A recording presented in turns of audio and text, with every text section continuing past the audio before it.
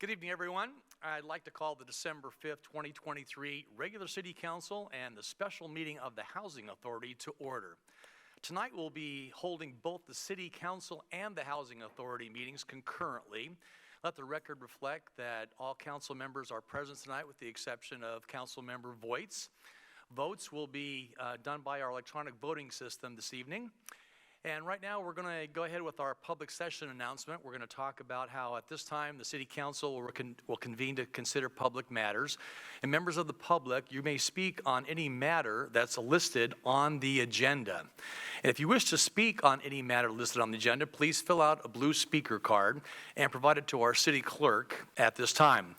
Please also provide the city clerk with any written materials that you wish to be distributed to the City Council members for any item for general public comment. And as a courtesy, they'll be distributed to the City Council members. And so when it's your turn to speak, City Clerk will call your name and you'll be able to speak during the given item. As required by state law, please limit your comments on agenda items to the specific item at issue. Now, if you have comments on items that are not listed on our agenda tonight, you can make those comments during the time allocated for general public comments. And I know that we've got quite a few folks here from the Meadows that are interested to speak, and we're of course going to encourage to do that. We want to make sure that we just want to communicate that the time for that is on the agenda item number 13 to make those comments for that particular item. Finally, please only address your comments to the City Council, as staff will only respond to questions that we give to them, and not from public speakers. And when the City Clerk indicates, you'll see the green light on the podium illuminated, and your 3-minute comment period will begin. And like every meeting that we have for the City Council and for our community, we're going to start with an invocation. It can be provided by our Peace Center Pastor, Vanessa Burdick from Saddleback Church. Welcome, Vanessa. Thank you, Mayor Servo, City Council members, and City Manager. Thank you so much for the opportunity. I always love to come and pray over this great city. Let's pray. Father, thank you for the men and women that serve this great city of Lake Forest. God, thank you for the hard work and sacrifice that they bring. And God, I thank you that you pray, that you protect and bless them and their families. Lord, we ask that you provide wisdom for our City Council so that they can distinguish the right pathways forward. God, and bring continued stability to our city. Would their decisions, God, ultimately be your decisions? And Father, we pray a special blessing over this night. We commit this meeting to you and ask that you provide all in attendance tonight with your spirit of unity. And God, we thank you for your Son, Jesus Christ, who you sacrificed to make a way for all of us. We could not be more grateful. We pray all these things in Jesus' name. Amen. Very good. Thank you so much, Vanessa, for being here and starting off our meeting right, especially during our Christmas and Hanukkah season coming up here. So thank you again. Next, we're going to have the Pledge of Allegiance. I'd like to ask the members of Cub Scout 765 to please come on forward and help lead us in our Pledge of Allegiance to our nation. At this time, I'd like to ask everyone to please rise and place your hand over your heart and remove any headgear that you may have.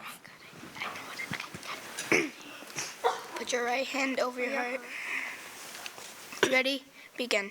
I pledge allegiance to the flag of the United States of America and to the republic for which it stands, one nation, under God, indivisible, with liberty and justice for all. Thank you. And if you could go ahead and come up on stage, we'd like to get a photograph of you with our City Council members.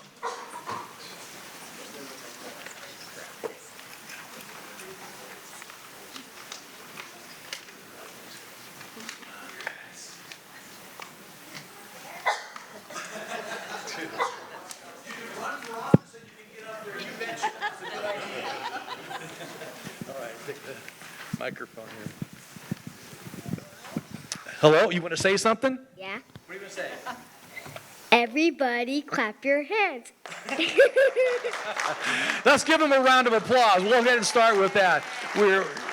So thankful that you guys are here tonight to honor our country with the Pledge of Allegiance. And it's something we never want to take for granted, and we're honored that you would come here tonight and give us that Pledge of Allegiance and be that young patriots that we know the next generation is supporting it. So thanks very much for your leadership and for this Cub Scout Pack number 765. Thank you very much for being here. Enjoy the rest of your evening, all right? And a round of applause to send them off. Thanks, sir. One. Whoop. Yeah. 1, 2, 3. And we'll take one more. 1, 2, 3. Thank you. You guys are famous. Yeah, I'm famous. Oh, we have some pins? Okay. Councilmember Pequeno has some nice pins for you guys to take home. There we go. Got a pin for you. A little keepsake there. Very good. Wear that with pride there, too. All right. Thanks very much for coming, guys.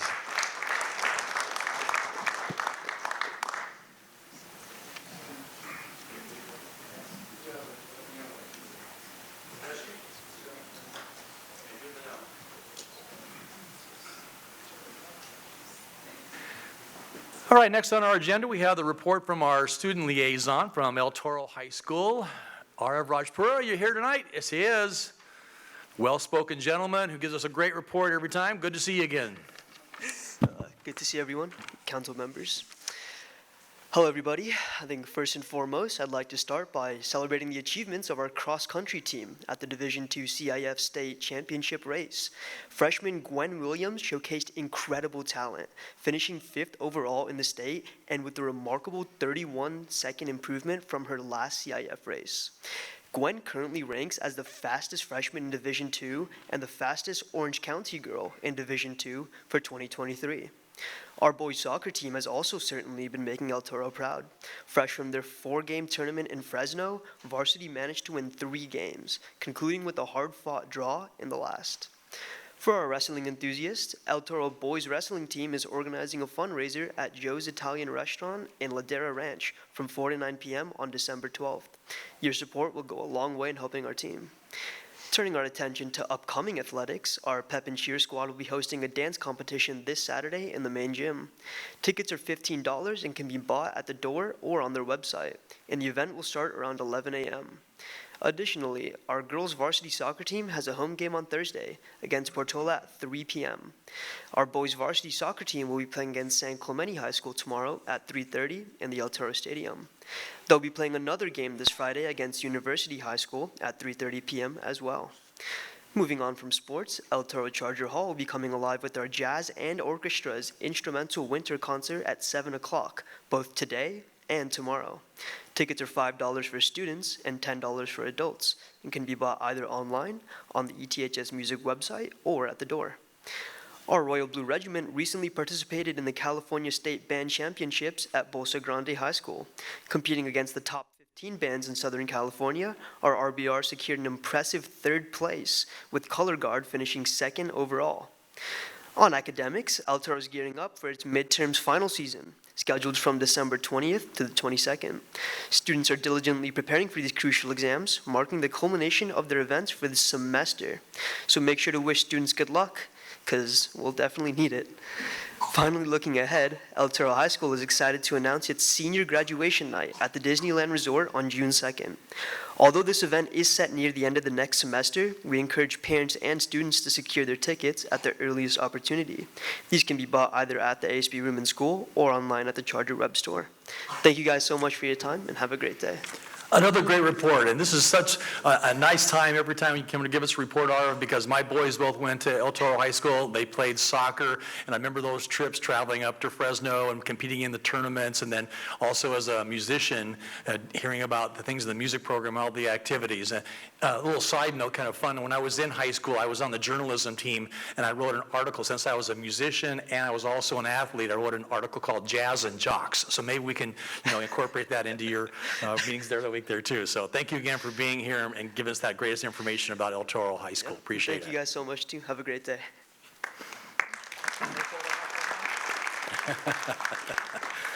All right, moving on, we have 6 presentations to do tonight, quite a handful there. So first of all, looking from our council members for a motion to approve going ahead with the presentations tonight.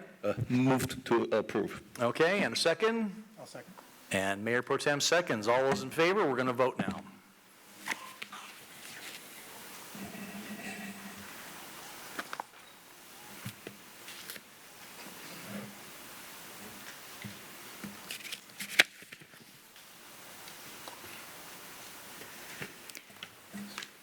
That motion passes 4-1 with Councilmember Voights absent. Thank you. Madam Clerk, if you could go ahead and please read the title of presentation number 1. Recognition of the 2023 champion sponsors, CR&R and Eagle Community Credit Union, and presentation of the 2024 sponsorship spotlight brochure. Thank you. Moving over to our city manager to introduce this item, please. Thank you, Mayor. Tonight we will have a presentation by our management analyst, Nicole Houston. Welcome, Nicole. Good to see you. Good evening, Mayor and Council. The City of Lake Forest Community Service Division is delighted to unveil the exciting lineup of signature events and special events planned for our community in 2024. We are pleased to introduce the newly rebranded 2024 Sponsorship Spotlight brochure, now available on the city's website. This resource outlines distinct sponsorship options and provides insights into the mutual benefits for businesses and the community. Additionally, we have introduced a QR code for easy access to both the brochure and the application, ensuring a streamlined experience for potential sponsors. This year's packet updates our signature events to include the tree lighting ceremony and our special events to include a multicultural event to occur in spring 2024, adding an extra layer to sponsor benefits. These partnerships play a pivotal role not only in offsetting costs for city events, but also in offering sponsors heightened exposure within our vibrant community. We encourage the mayor, council, and our community to explore the detailed information available on the updated brochure.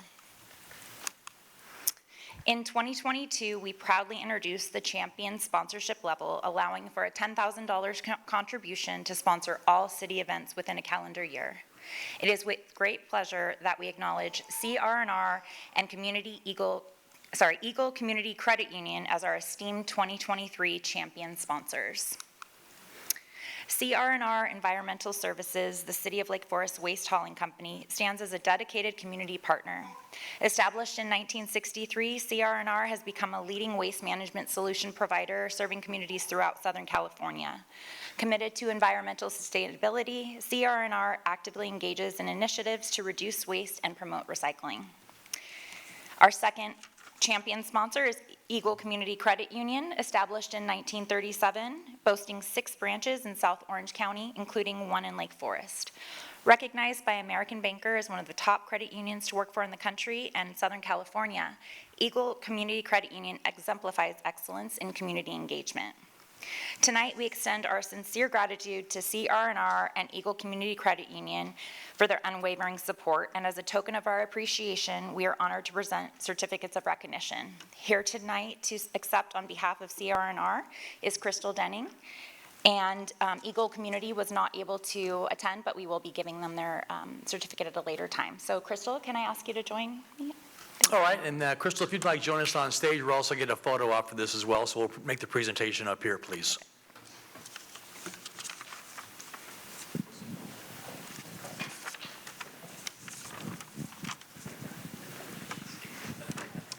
Come on out here.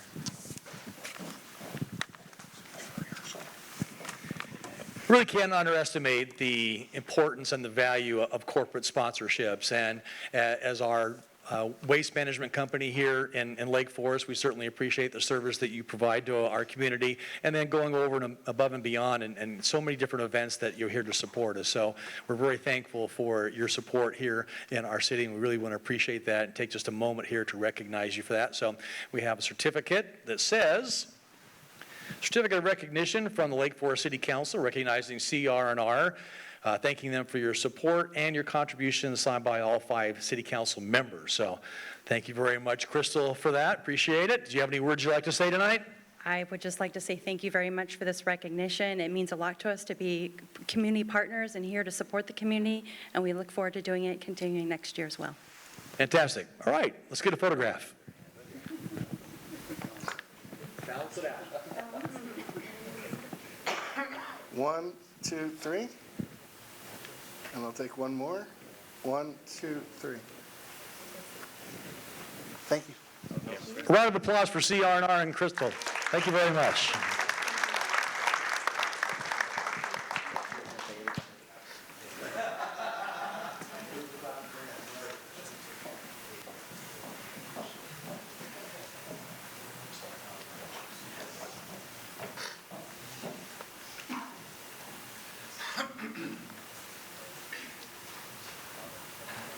And Madam City Clerk, did we have any speakers on this particular subject we just finished? No, Mr. Mayor. All right, let's move on to our second presentation item then. Please read the title.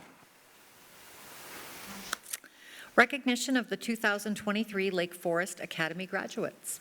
Fantastic. Moving over to our city manager for an introduction. Thank you, Mayor. I'd like to introduce Noel Gomez, our Communications and Marketing Specialist, who will give a presentation on our Lake Forest Academy. Good evening, Noel. This is going to be a good one. Good evening, Mayor. Good evening, Councilman.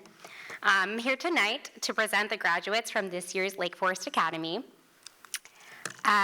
So for 2 decades, the city has offered this insightful program to its residents, and more than 400 people have graduated since it was launched in 2003. The format of the program has changed since it was first established. Once we moved to the Civic Center campus in 2019, we moved to more of a TED Talk atmosphere. And then the Academy also began including utility agencies after the move. So that consists of SoCal Edison and then our water districts within the city, as well as the Lake Forest Community Emergency Training Program known as CERT. Also, in 2022, the program was changed from the Citizens Leadership Academy to the Lake Forest Academy. To reach more people, we decided to launch a short commercial that was boost citywide, giving an overview of the program, and that will be played on this next slide. The city has various departments, programs, and services to ensure Lake Forest remains a great place to live, work, and play.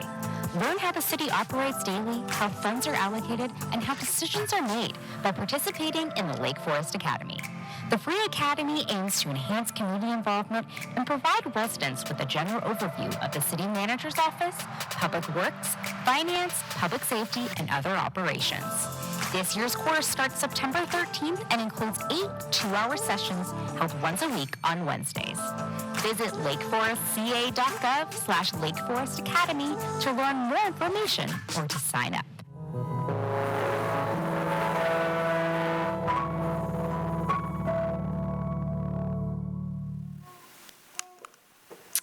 Also this year, we had a bit of a change. So in recent years, the Academy had one restaurant cater for each of the 8 sessions, which we offer appetizers to the residents that do come.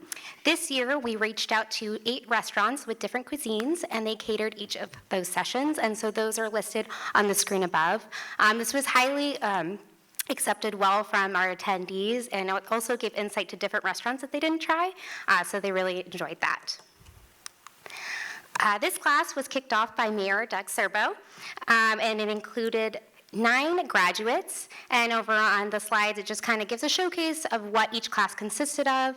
Public Works does a really big demonstration with their contractors, and then the one picture shows the TED Talk atmosphere that we go for. This next slide is our 2023 graduates. A good portion of was able to attend tonight. I will call out those individuals who are here now.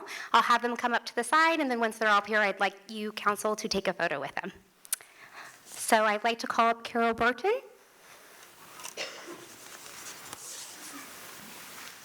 Congratulations. Commissioner Tim Burton.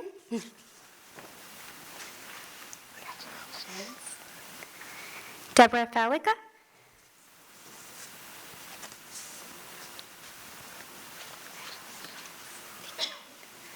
Melanie Francini.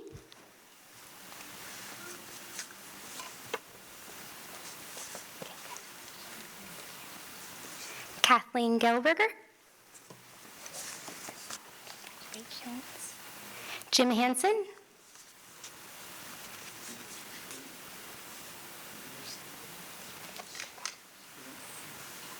Thea Jones.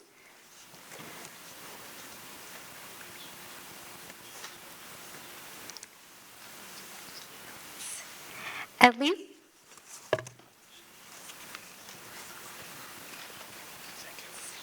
Joseph Lauren.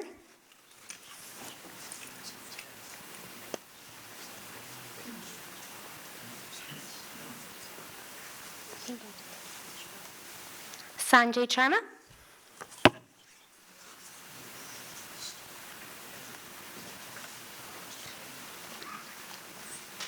Amy Taylor. And Jacqueline Wong. And that is our 2023 graduates. Council, if you'd like to come up and we can take a photo all together. Fantastic. Give them a round of applause as they come on the stage for a photo op.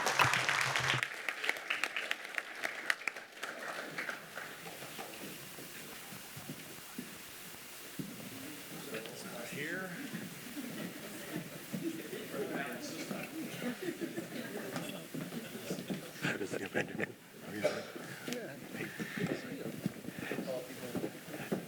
Now, if I was royalty somehow, I would dub these people citizens of the corridor, right? And these are the folks that, through the weeks that they've been here to learn more about the city and how it operates, they've actually become very important people in our community. And recognizing them tonight is an honor for us, to the commitment that you've made, and also to learning more about our city, and hopefully got a new appreciation for how well the city is run, and the personnel that we have here on our staff, and just the community at large that does so well here in Lake Forest. So we're really proud of you for going through this course and now being model citizens, and encouraging others to go through it now too. You're going to be great testimonials for everybody as well. So on behalf of the City Council and the city staff and the community at large, thank you very much for going through the academy and graduating. Some of you probably haven't done that in a lot of years, but congratulations on doing that. A nice round of applause again as we take a photograph.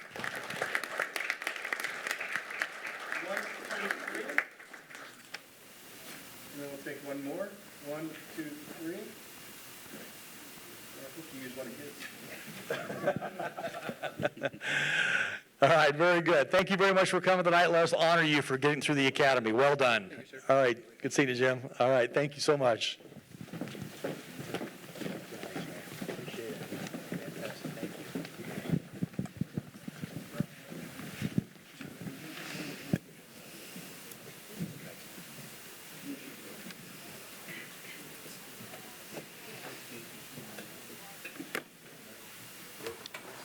And just a quick check with our city clerk. Do we have anyone who wanted to speak on this particular item? No, Mr. Mayor. Okay, well, moving on to item number 3 in our presentation. If you read the title of that one, please. Recognition of Lake Forest businesses named in the Orange County Register's Best of OC Award Program. Thank you. Moving over to our city manager for introduction, please. Thank you, Mayor. We have a presentation by our management assistant, Hope Harrell. Evening, Hope. Thanks for being here. Good evening. Good evening, Mayor and members of the City Council. I'm here this evening to honor the fantastic Lake Forest businesses that were recently recognized as category winners in the OC Register's 2023 Best of OC. I'm joined this evening by Mary Visconti, CEO of the Lake Forest Chamber of Commerce. The Orange County Register's Best of OC is an annual publication that recognizes Orange County's finest places to eat, shop, play, and visit. Orange County Register readers vote to select the winners. I am pleased to announce that 37 Lake Forest-based businesses were featured in this year's publication, 7 of which won first place in their respective categories. The following slides will display this year's winners.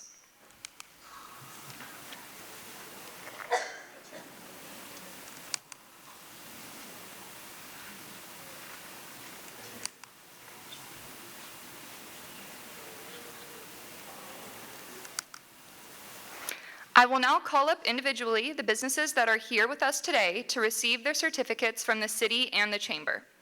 As I call your business's name, please come forward to the podium. Please remain up by the podium as we will take a group photo at the end with all our council members on stage. And now for our award-winning businesses.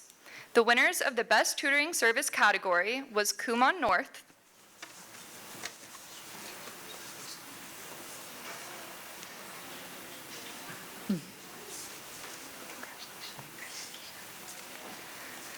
Kumon South,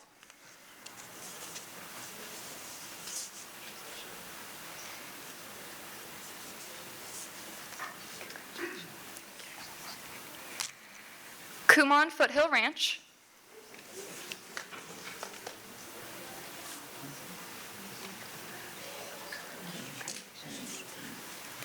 the winner of the Best Dental Practice category was Lollipop Dental.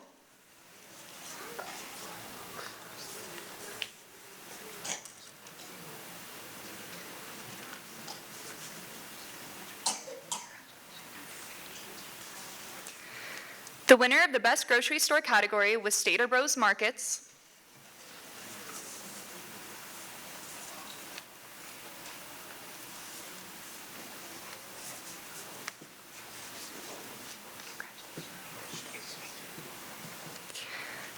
The winner of the Best Chicken category was Chick-fil-A.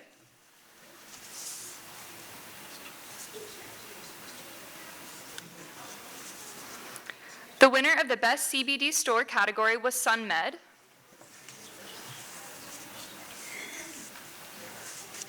Okay. I'd like to now invite all our council members and businesses to join us on stage for a group photo. Congratulations to all our winners. Yeah, go ahead, give them a round of applause. Come on out, folks.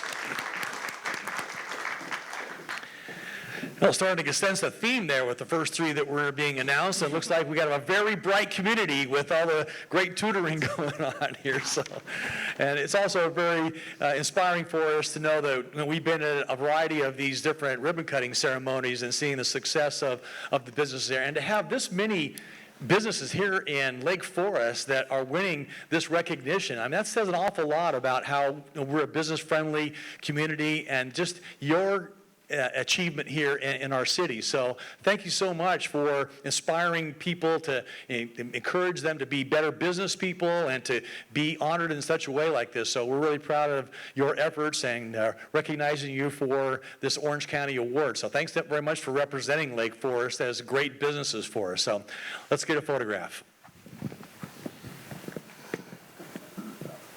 Okay. 1, 2, 3. And then one more. 1, 2, 3. Thank you. Fantastic. Thank you very much. Congratulations. Let's give them a nice round of applause. Fantastic. Thank you so much.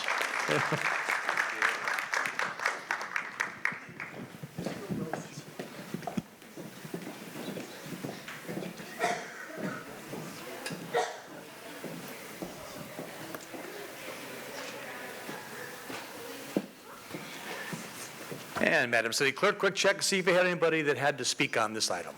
No, Mr. Mayor. Moving right along. Number 4 on our agenda tonight for presentations. Please read the title. Employee Service Awards. Another great category for us. Madam City Manager. All right, another great presenter. We have Management Assistant Mika Tayuka, who's going to come up and announce the names of our Service Award winners.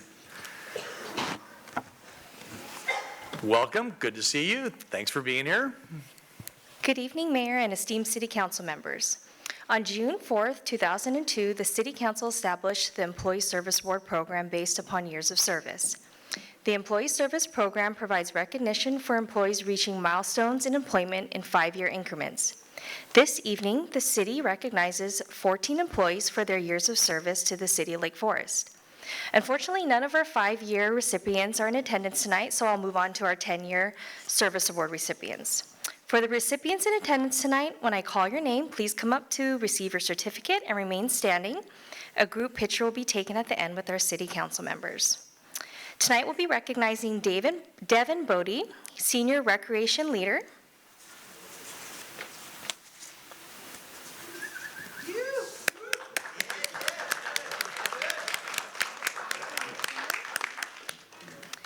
Douglas Erdman, Engineering Services Manager, Assistant City Engineer.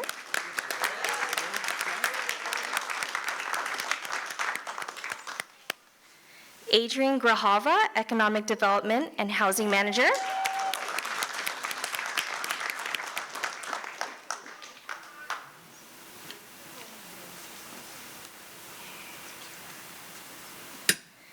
Peter Meyer, Environmental Compliance Inspector.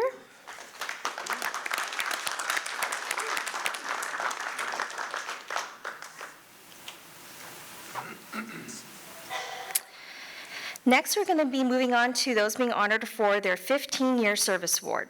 Ron Santos, Senior Planner.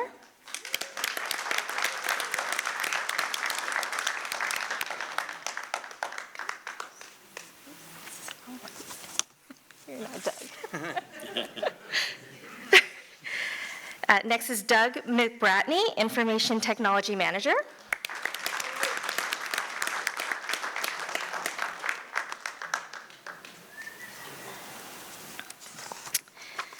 Okay. All right, now we're going to move on to our 20-year service award recipients. Scott Stewart, Senior Recreation Supervisor.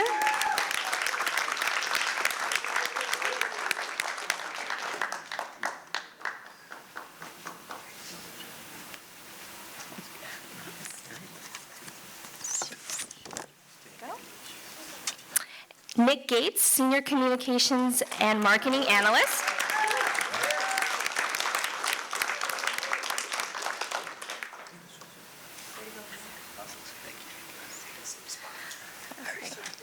All right, and last but certainly not least, tonight we're going to be honoring our 30-year service award recipient, and this award goes to Gail Ackerman, Director of Community Development.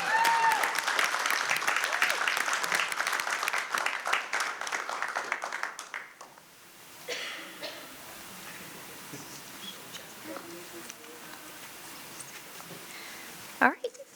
Congratulations again to tonight's recipients. Please go ahead and make your way to the stage for your photo. Yes, a nice round of applause for all these legacy employees. Congratulations.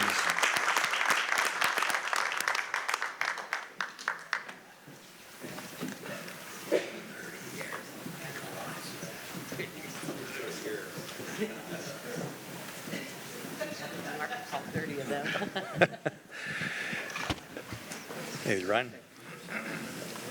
I think this says an awful lot when you recognize employees that have been here at the city for such a long time. And we talk about the best and the brightest that are here on our staff, doing the heavy lifting and making this community what it is today. And so with great leadership and with great employees, and we provided an environment, hopefully, that keeps you here for a long time. I mean, Scott and I just did a Mayor's Minute this week, 20 years. What were you, 5 when you started here?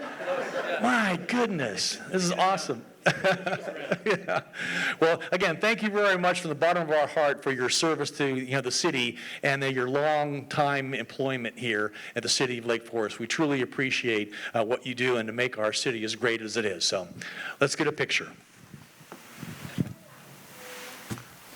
All right. 1, 2, 3, 4. No, extra number. And one more. 1, 2, 3. Thank you. Fantastic. Congratulations. Yeah. Thanks very much for being here. Pleasure to honor you guys tonight. Outstanding. Fantastic. Thanks, Adrian.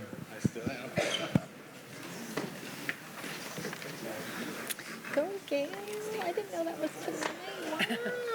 Wow. That is impressive.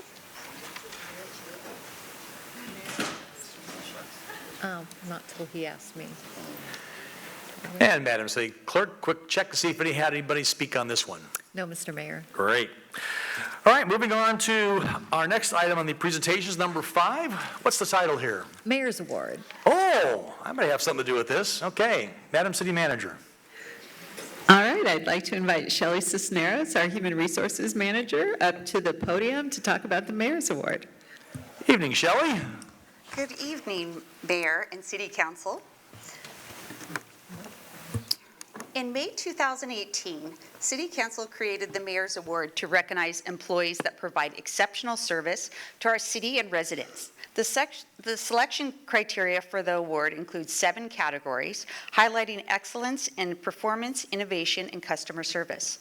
We have many employees who deserve to be honored, and this year, 5 individuals were nominated for the Mayor's Award. The management team selected 3 employees as finalists for the Mayor's Award. After the winner is announced, we will take pictures with the council. Okay, so our first finalist is Caleb Brown. Caleb works as an accounting manager in the finance department. Caleb is constantly recognized for having a positive attitude and always willing to help solve problems. Caleb provides great leadership while working as a team player and constantly demonstrates his strong commitment to the organization. Caleb. Okay, next we have Daryl Hill. Daryl Hill is a code enforcement supervisor with the Community Development Department, and Daryl has been with the city since 2005. Daryl has demonstrated exceptional efforts to successfully shut down and eliminate all illegal marijuana dispensaries in Lake Forest. Daryl continues to make a significant contribution and is a valued team leader in the organization.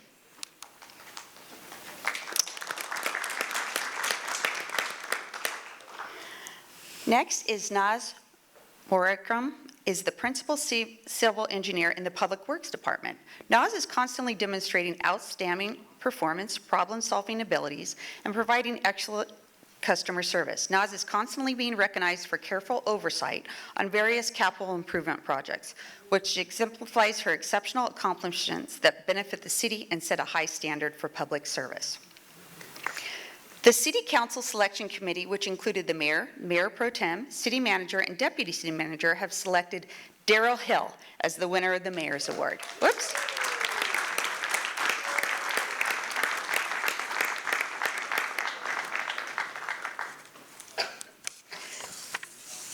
Daryl will receive a city plaque and a certificate of achievement and also a gift certificate for $250 to a Lake Forest business. Congratulations. Congratulations to Daryl and the finalists. You want to take pictures? All right, join us on stage, please.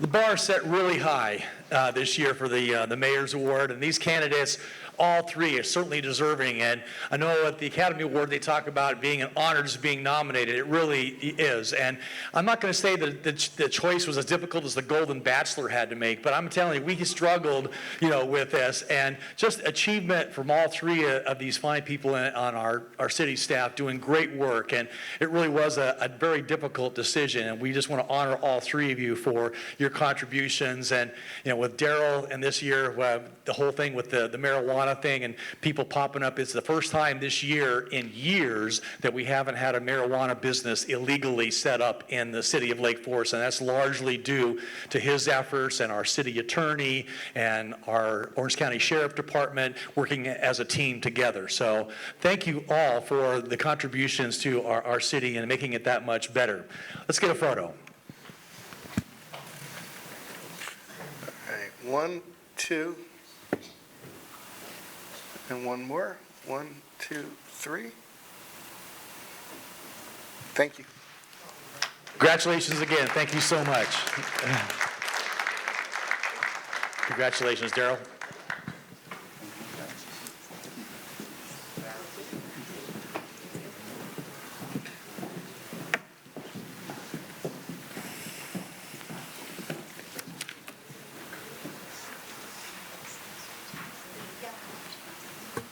And Madam City Clerk, anyone wishing to speak on that item? No, Mr. Mayor. Okay. Moving on to our final presentation item of the evening, number 6. Please read the title. Presentation from Chris Murray, Executive Director of the Association of California Cities, Orange County. Thank you. Over to our city manager for introduction. All right, well, it's my pleasure to introduce Chris Murray. She's the Executive Director of the Association of California Cities, Orange County. So she is a very busy person, but she wanted to take the time to let you all know the activities of the ACCOC over the past year. So thank you, Chris. Welcome, Chris. Good to see you again. Long time no see from last week. Good to It's see lovely you. to see you again. And Mr. Mayor and members of the council and city staff, thank you so much for the time you've provided me today. And thank you also, just want to start by thanking you for your leadership and your investment in this organization, which helps to represent our cities, our communities in Orange County at all levels of government, regional, state, and federal. And for everyone's benefit, I'm hoping I'm going to do this right. Hey, I did. ACCOC is focused in three main areas. It is education and policy and advocacy on behalf of our cities. And it is about bringing our staff, our community members, and our elected officials together so that we can find those opportunities of common ground and collaboration and collegiality on behalf of our communities, really to protect the unique nature of our cities in Orange County and our individual communities. We are a nonprofit established in 2011. We are governed by a board of directors and operate as a 501c3. And we work to be nimble year to year to really adjust and account for what are those priorities for our cities year to year. We're made up of our member cities, and right now we have 23. Thank you, Lake Forest, for being one of those, and 41 affiliate members, which are both public agencies and our large employers, as well as our education institutions and healthcare providers across Orange County.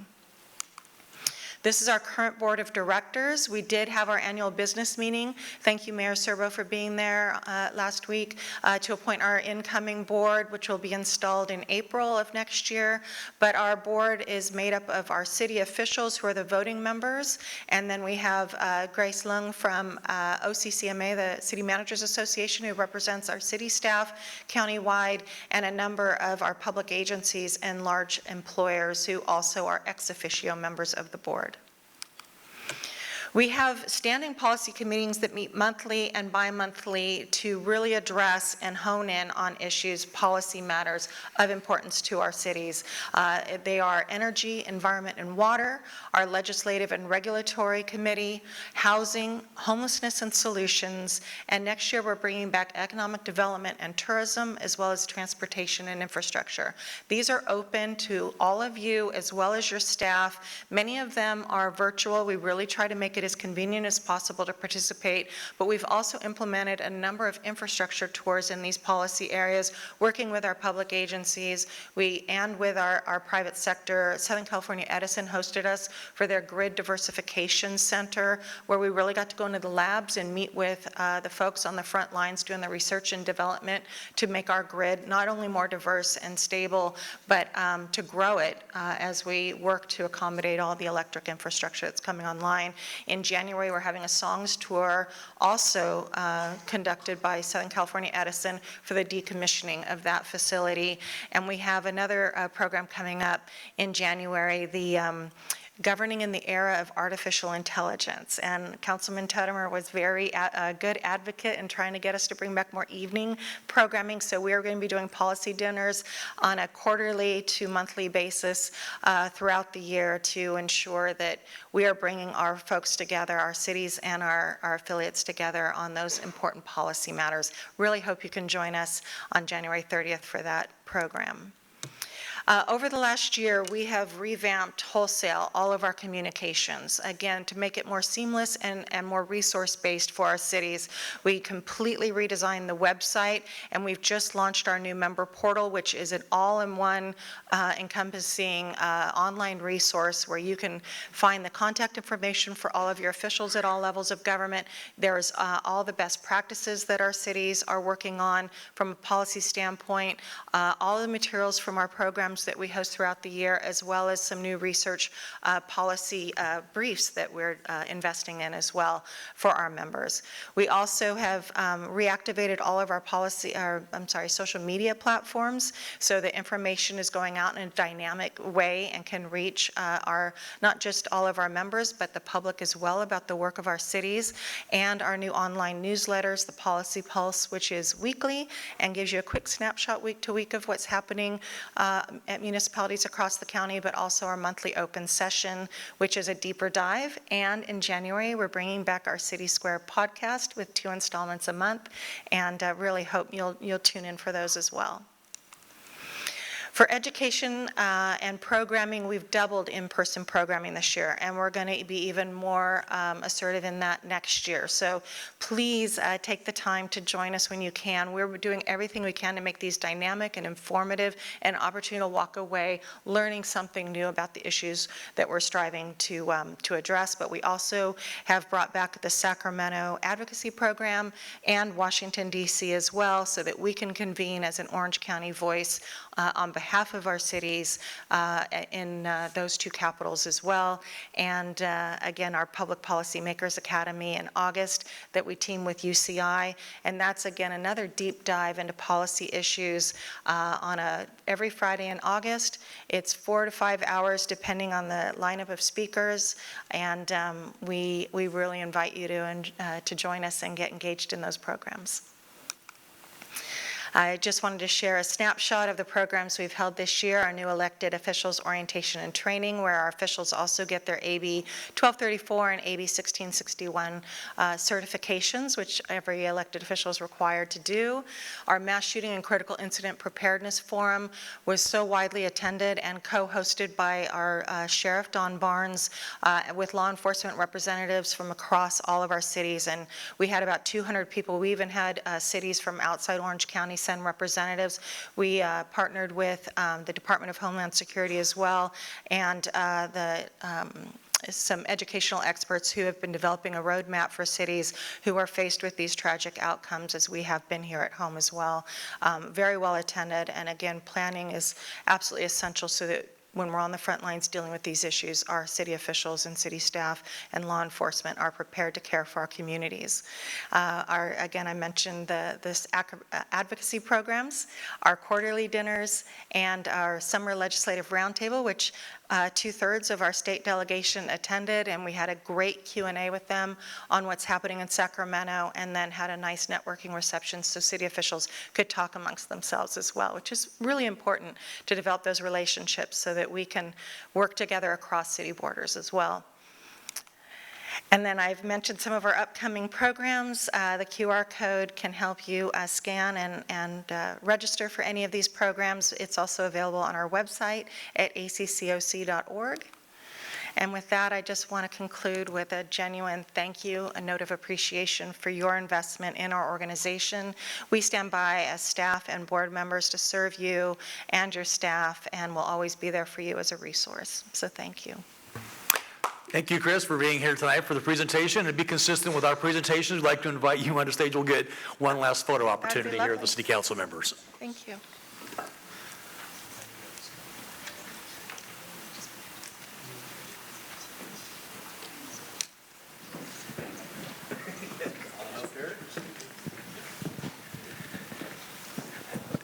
Now, one of the things I want to emphasize, what Chris represents here in the leadership of ACCOC, is there's a lot of pressure from state government about local control and trying to take some of those away.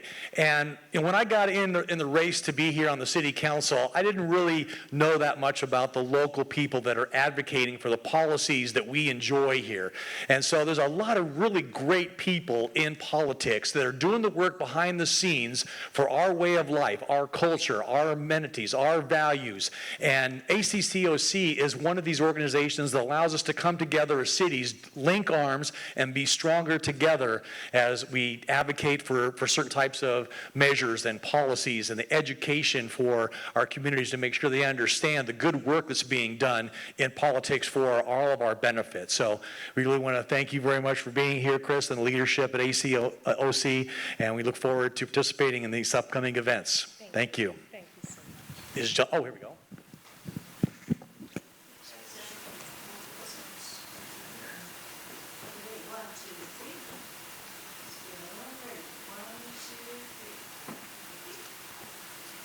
Thank you. Good to see you again, Chris. Nice.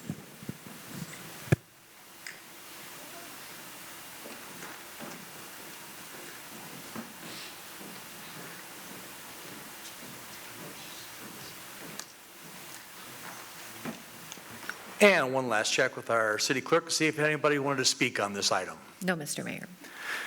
Very well. Time for us to move on to public comments and a little announcement that I want to make here. So if you'd like to make a comment, please fill out the blue speaker card and get it to our city clerk, and your name will be called. Comments are limited to 3 minutes of uninterrupted time per person, and the council and staff will not respond to questions or comments during the public comment period. However, if you leave your contact information on a blue card, staff will contact you to address any relevant issues that are raised during your comment. Now, when you're called to speak, please approach the podium. Your 3 minutes will begin when the green light on the public comment podium illuminates. And the green light will remain illuminated for 2 minutes. And when the light changes from green to yellow, that'll give you an indication that you have 1 minute to conclude your comments. Now, when the light changes from yellow to red, go ahead and finish up and you can return to your seat. We no longer have a timer on our screen that will be displayed. So, Madam Clerk, have we received any requests to speak this evening during public comments? Mr. Mayor, I have not received any requests to speak under general public comment. All of the comment cards I've received are under item 13 for the public hearing. Very good. Thank you. So we're going to take care of the consent calendar items now. This is items 7 through 12 on the agenda. So all matters that are listed under the City Council and the Housing Authority consent calendar, they're considered routine and will be enacted by one vote. There will be no separate discussion of these items unless members of the City Council or our staff request specific items to be removed from the consent calendar for any separate action. Have there been any requests for us to remove an item from the City Council or the Housing Authority consent calendar? I've received none. Okay. Any comments from colleagues? Doug, Councilmember Pequeño. I'd like to pull item number 12. Pull item number 12. Okay. And Councilmember Yu? You're good? Mayor Pro Tem? I'm happy to move approval of both consent calendars. I'll second that. Okay, let's vote on the balance.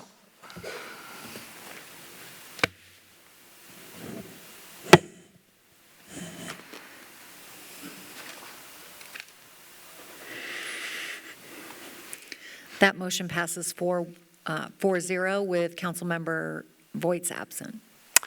Thank you. And Madam City Clerk, could you please read the title of item number 12 that's been pulled by Councilmember Pequeño? Yes, award of contract for wildlife mitigation and pond maintenance at Veterans Park. Recognizing Councilmember Pequeño for comment. Thank you, Mayor.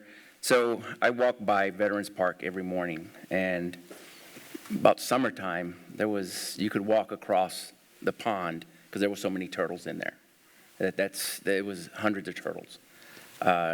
In the last couple of weeks, I have turtle envy. There's 2 turtles left in that pond, so AquaBio's doing a great job of making that pond look great. And we had an issue with one of the fountains, and they fixed it. And so I got a couple of complaints from a resident or two that was not looking good. But when I walk by there, there's usually 15 people walking around that pond. So I think AquaBio is doing a great job of keeping that pond and doing their mitigation. So I just wanted to make that comment. Great. Thank you very much for giving us an update on that park that's come a long way over the years to be a place to honor veterans and also for people to enjoy that environment. Yep. I'd like to move the item. I'll second that. And second? Okay. Let's vote, please.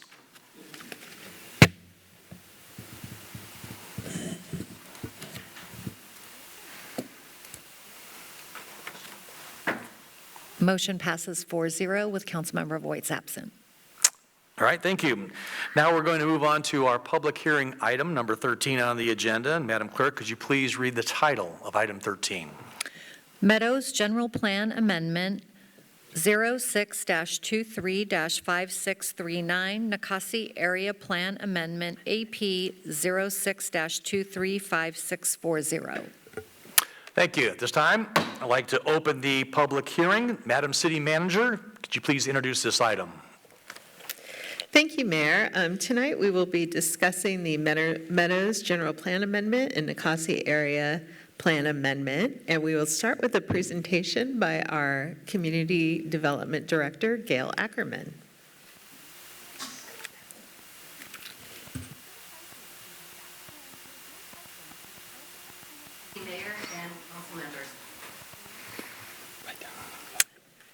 Tonight, we have a presentation on the General Plan Amendment and Area Plan for the Nikasi Plan community to allow for homes to be constructed on the property. I'm going to start the presentation with an overview of the process that began in 2016 and is still going on today. Based on a number of comments that we've received on this item, I hope that starting with a broad overview will help to put into perspective the extent and breadth of the development process and highlight where we are in this process. This slide illustrates the timeline that leads to the creation of a site suitable for development. The first phase of the process was the early planning studies. From the beginning, in 2016, the city anticipated, planned for, studied, and negotiated with Toll Brothers for the development of the Nikasi property. Recognizing the importance of school facilities to the Lake Forest community, the city encouraged Toll to engage with the Saddleback Valley Unified School District to include an elementary school site on the property. Toll prepared technical studies and looked at site plan alternatives. The second phase in the process was the entitlement phase. This phase included the development of a general plan amendment, area plan, and tract map that covered the entire property. The city negotiated a development agreement that further opened the door for a potential school site or the ultimate construction of homes on the site should the district not accept the school site. A school mitigation agreement was entered into by Toll and the district that allowed for site preparation, grading, and construction activities to take place while the district further studied the school site. After approval of the entitlements by the City Council in 2020, Toll moved into a site preparation phase and began preparing precise plans and technical reports for the development of the entire site. The plans anticipated the creation of certified pads at the conclusion of the development timeline. The fourth phase is the grading phase, and this is the phase that we are currently in. This phase implements the technical studies and plans from the site preparation phase. It was during this interim phase that the school district declined the offer of dedication for the school site, citing declining enrollment, cost, and soil stability. No consideration was given to the fact that the school site was actually in an interim condition. It's important to note that this grading phase, the implementation of site improvements has not been completed. There is work yet to be done. For where we are in the overall process, there is no issue with soil suitability and stability at the school site. The planned improvements and grading anticipated in earlier phases of the development timeline have not yet taken place. The final phase of development is the completion of the grading activities on the former school site and the certification of building pads suitable for the placement of building foundations. From the beginning, we planned for and anticipated that the district would need time to make their decision, and the process allowed for site preparation and grading activities to take place. For the next part of our presentation, I'm going to call on Marie Luna, our senior planner, and she will provide the pertinent details that were included in each of the development phases and address the applications before the City Council tonight and talk about the public input process that we've used. With that, I'd like to introduce Marie Luna.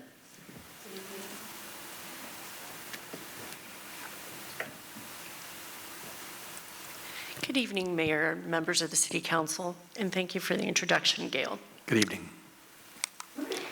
In early 2016, Toll Brothers acquired the Nikasi Nursery, a 122-acre site located at the southeast corner of Bake Parkway and Rancho Parkway. Toll Brothers initiated negotiations with the city to build a community consisting of a maximum of 776 units, including up to 675 homes and up to 101 senior affordable apartments. At the same time, Toll Brothers initiated negotiations with Saddleback Valley Unified School District over offering the school district a 10 net acre school site. The city recognized the importance of schools to the community, and the school district began entertaining school design plans. As part of the planning process, the school district requested Toll Brothers prepare technical studies that would ensure the viability of the potential school site. 4 studies were prepared at the school district's request, and all 4 studies concluded that there was no potential hazard resulting from geologic hazards, health risks, the power lines that would be installed underground, and the water pipeline and tanks. Ultimately, the Meadows was approved by the City Council in January 2020. The development required the approval of a general plan amendment, zone change, area plan, vesting tentative tract map, and a development agreement. The approved land uses included low-medium residential, medium residential, public facility, neighborhood parks, and open space. Approval of the Meadows allowed for a maximum of 675 single-family homes within 5 residential neighborhoods, up to 101 affordable senior apartments, a 10 net acre elementary school site, 7 privately owned parks for public use, and open space. Subsequent to the approval in 2020, site development permits for each of the 5 residential neighborhoods, senior affordable apartments, and parks were approved by the Planning Commission. Approval of the site development permits resulted in fewer units than the total number of units allowed to be built. In total, 541 single-family homes and 65 senior affordable apartments were entitled for construction. Therefore, there's a development potential remaining for an additional 134 homes. It is important to note that the Environmental Impact Report, or EIR for short, studied the potential impacts of a plan with 675 homes and up to 101 apartments. In addition, the dedication of over 11 acres of public park was based on the acreage requirement for the maximum development allowed, 776 units. Along with the approval of the general plan amendment, area plan, and vesting tentative tract map, the City Council also approved a development agreement. The Lake Forest Municipal Code requires approval of a development agreement whenever a general plan is approved. Therefore, Toll Brothers and the city negotiated a development agreement that, among several requirements, would allow the development of up to 675 market rate residential units and up to 101 senior affordable units. It noted that if the school district failed to accept the school site for development of a new elementary school, Toll Brothers would retain a vested right to construct homes on the school site. The development agreement also required Toll Brothers to enter into a school mitigation agreement with a school district, as well as a memorandum of understanding. Throughout the entitlement process, the city and Toll Brothers planned for anticipated studies and negotiated with an end goal of a certified pad for either a school or homes on the school site. The school mitigation agreement required that Toll Brothers deliver the school site to the school district in super pad condition with a maximum of slope of 2%. This would allow for a school to be built. Toll would also be required to install all and off-site infrastructure requirement, and in return, In return, Toll would be able to use the school site for grading, including borrowed dirt for the development of the existing Meadows homes, construction storage, and as a temporary detention basin. Doing so enabled Toll Brothers to install an 84-inch underground water pipeline to service the entire community. The school site was always anticipated to be brought up to street level and compacted to accommodate the ultimate construction of a school or homes if the school district, and the latter if the school district did not accept the school site. Likewise, the Memorandum of Understanding the city required Toll Brothers enter into with the school district indicates that Toll Brothers would offer the 10 net acre elementary school site to the school district. The Memorandum of Understanding indicates that the school district would use its best efforts to secure approval from the California Department of Education. The school district had until April 30th, 2024 to accept the school site. It was also clear that if the school district did not accept the school site, Toll Brothers would be released from offering the school site, and that Toll Brothers could build homes on the school site and would pay the school district school fees over and above the school fee rate required. The city negotiated with Toll Brothers and required they pay the school district 125% of the required school fee. Between 2020 and 2021, Toll Brothers began preparing the entire site for home construction, and the city approved a rough grading plan. In accordance with the school mitigation agreement between Toll Brothers and the school district, it should be noted that Toll Brothers would use the school site, which was awaiting approval by the school district, as part of its grading operations. The school site was used as an interim detention basin. It was used for drainage and also as a borrow site for dirt needed elsewhere within the community. As a result, the school site has remained in a state of constant flux until the Meadows community is finished, at which time the school site will be filled, graded, and compacted and ready for either a school or home construction. To illustrate some of the school site's temporary purpose, the city approved a temporary diversion channel between 2020 and 2021. This exhibit depicts the school site being used as a temporary detention basin until permanent drainage facilities are operational. In accordance with development approvals in 2020, the development agreement between the city and Toll Brothers required Toll to offer the school site to the school district for the development of an elementary school. The development agreement indicates that Toll Brothers has a vested right to construct additional low and medium density residential units on the school site if the school district declines the school site offer. Earlier this year, in March 2023, the school district declined the school site offer, citing declining student enrollment, among other issues. Toll Brothers is now proposing to replace the school site with a new residential neighborhood, Neighborhood 6, for the development of additional homes within the low-density general plan designation. This would allow 2 to 7 dwelling units per acre. And given the size of the school site and the low-density plan designation, up to 70 units could be built, a total resulting in 611 units. This would still be below the 675 total number of residential units, excluding the senior affordable apartments, that were allowed to be built in the planned community and that were anticipated in the EIR and development agreements. This exhibit depicts a checklist prepared by the California Department of Education when its representatives reviewed the site in September 2022. It denotes potential issues, among those inadequate soil stability bearing capacity, but indicates it would be addressed in a geohazard report. The checklist also recommends that the California Department of Education may review the site if conditions change or additional information is provided pertaining to topography, drainage, and net usable acres. It should be noted the city only became aware of this checklist after making a public information request to the state and school district.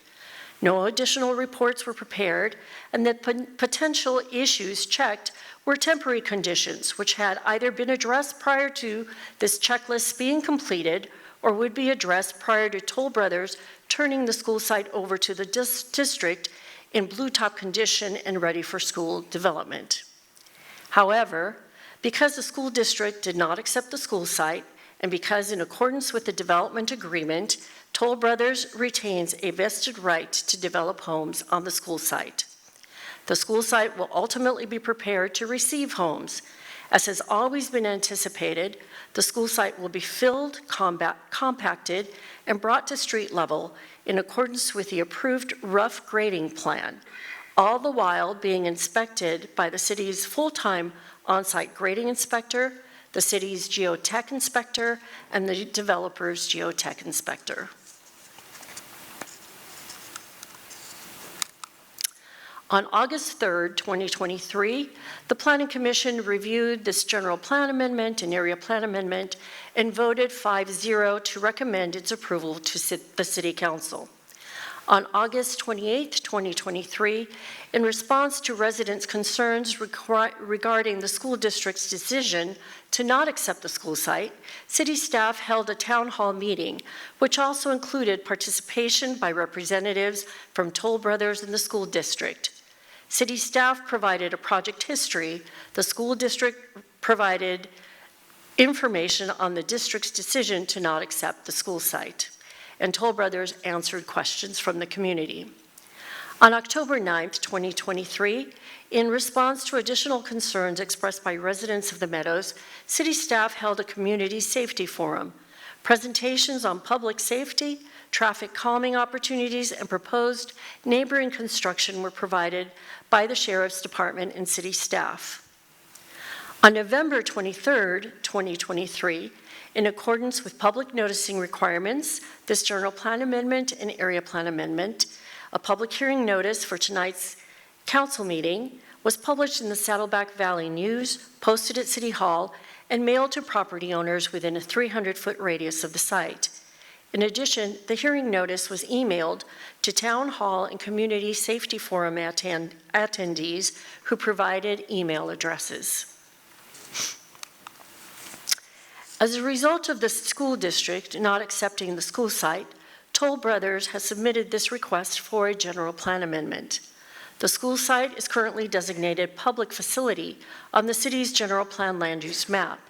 In order for Toll Brothers to build homes on the school site as approved under the development agreement, the school site designation needs to change to low-density residential to allow for up to 70 homes.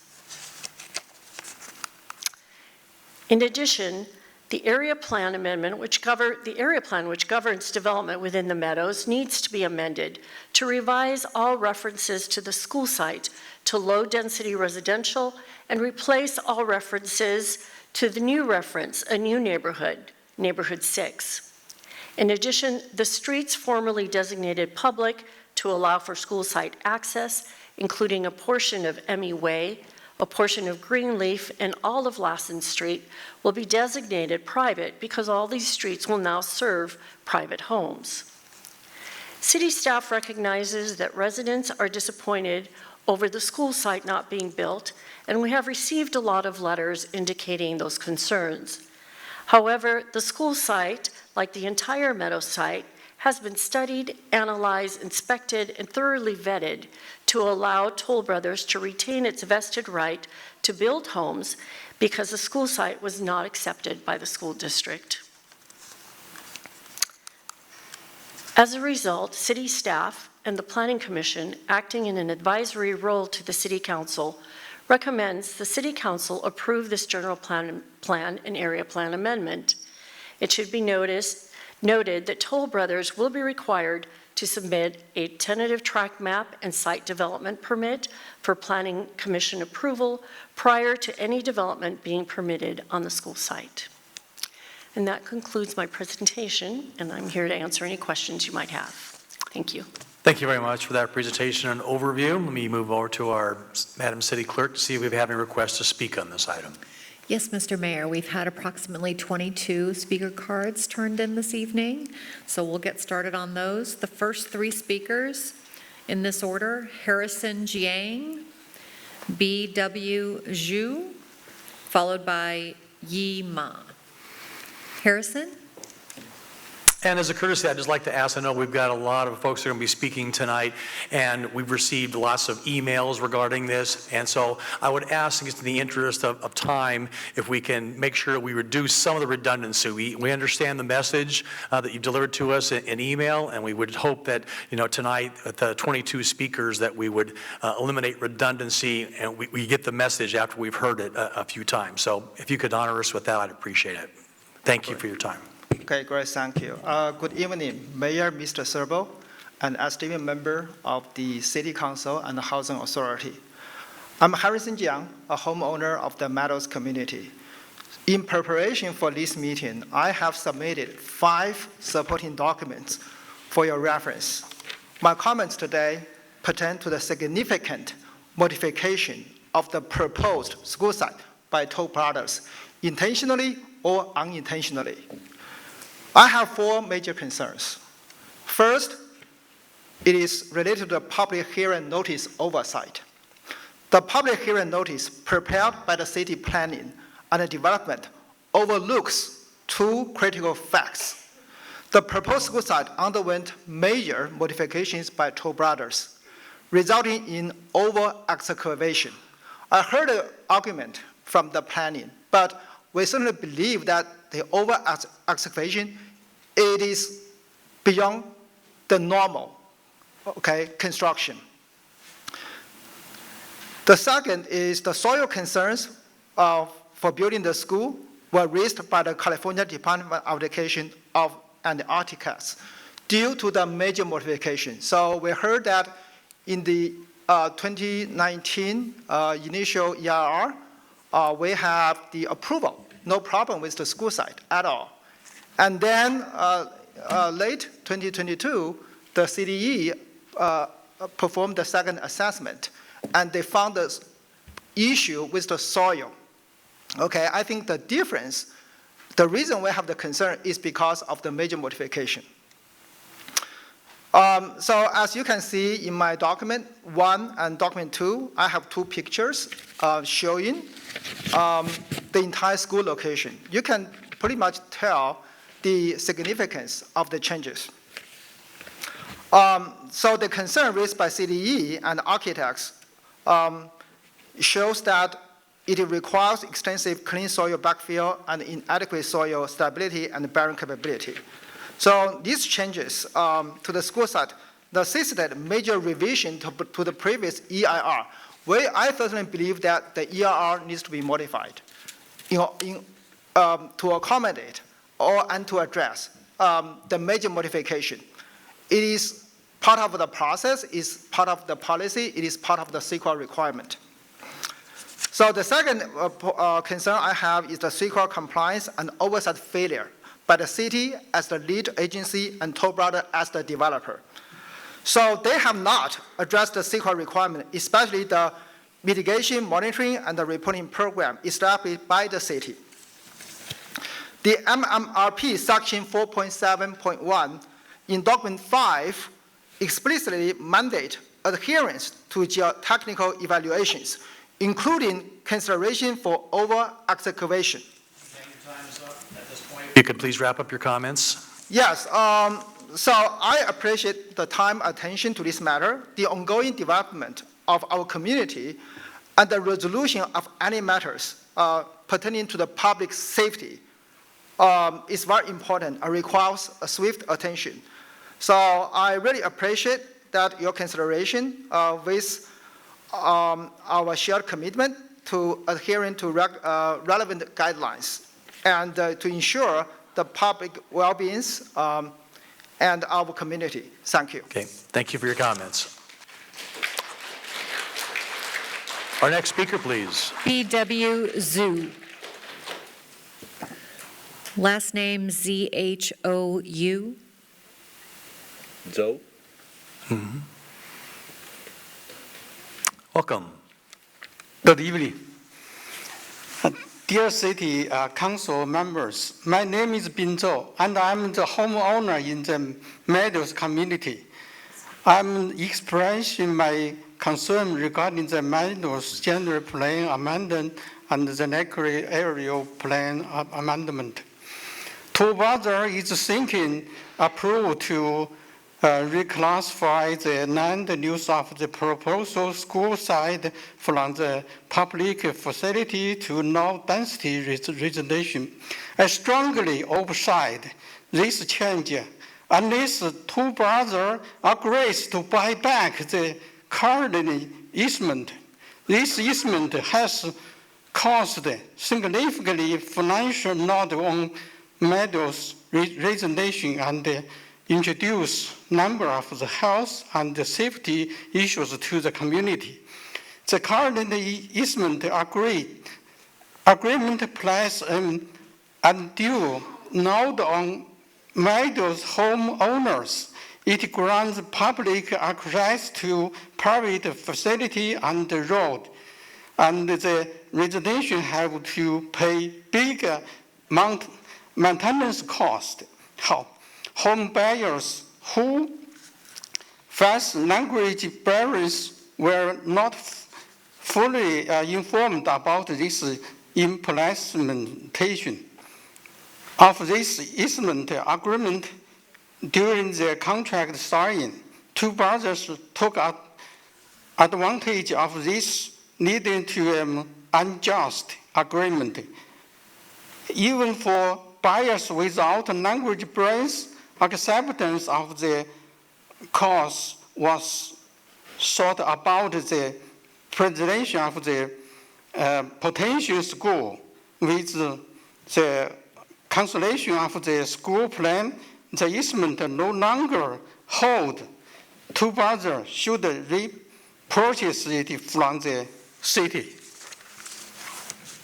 If the city can approve the recalculation, reassessment of the land use, it logically follows that they can consider recalculation for the easement.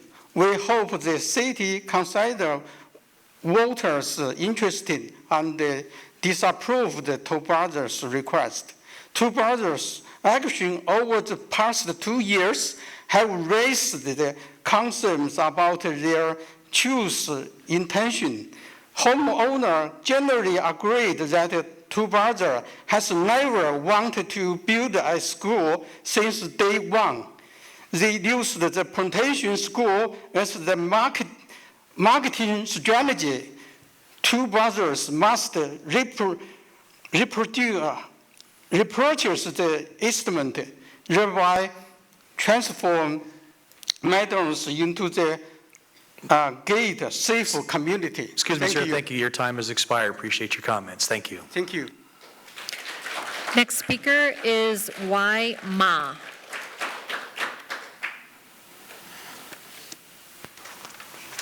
Welcome. Thank you. Today, I thank you so much for your time. My family member live in Meadows. Considering the Meadows is so close to the business center, so I suggest to have the Meadows to be a gated community. So I have lived in the. I currently live in Altair. So I will talk about benefits to live in a gated community from my own experience. So I have moved to Altair gated community 2 years ago. Before that, I have always lived in non-gated communities. The most obvious feeling when comparing the two is that the gated community is particularly quiet. When walking in the community in the morning or evening, you will rarely be disturbed by the sounds of sudden acceleration or breakings. So even next to the swimming pool on the weekend, it's easy to find a parking space. So parking next to your own house when have a party is not a problem at all. But because of the gated restricted the foreign the vehicles from outside, it's more convenient for kids to play. My neighbor simply put a slow sign on the road, playing ball and games on road if no traffic. So the gated community gives the residents a greater sense of security. I often see groups of children riding bikes or playing ball in the community, and there are no adults around them. My child sometimes finishes tennis class very late, but because it is in the inside of the community, I'm not worried about him riding home by himself. I have not investigated whether the gate can really reduce the crime rate, but it can definitely increase the sense of security of for the residents. This point may not have been so significant in the past, but after the pandemic, when the public security in Irvine and the surrounding area is not as good as before, I would prefer to choose a gated community. Of course, a gated community can also better protect privacy. Excuse me, thank you. Your time has expired. Appreciate your comments. Okay. Okay. Next speakers are Cherry, followed by Lily, followed by Wayne Yang. Speaker Cherry.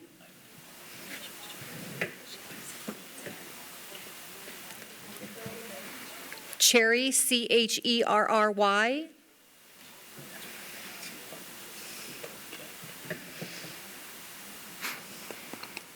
Good evening. 大家晚上好。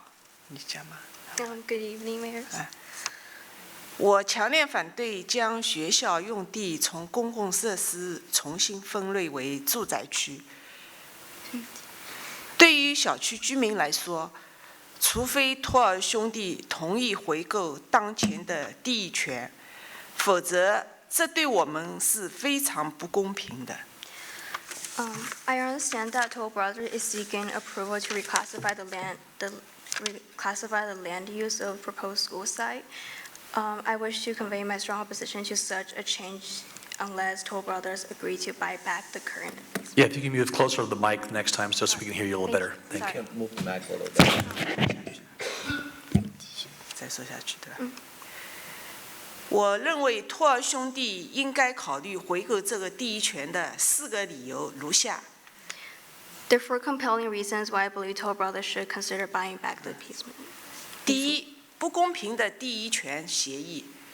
First, unfair easement agreement. 当前的地权协议给房主造成了不当的负担。 The current easement agreement places an undue burden on the homeowners. 公众可以使用小区的设施和道路，但居民承担了高昂的维护成本。 While it grants public access to private facilities and roads, residents bear the maintenance costs.